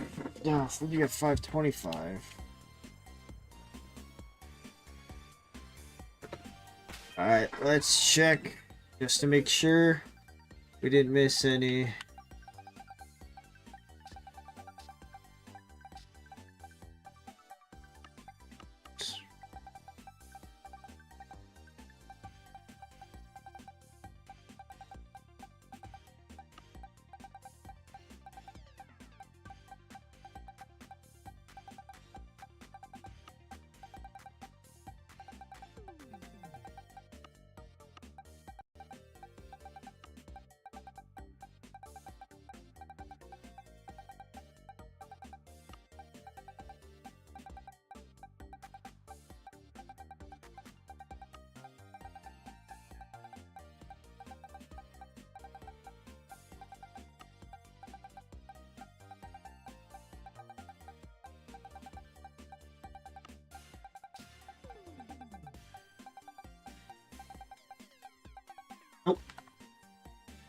Oh, we are over odds again.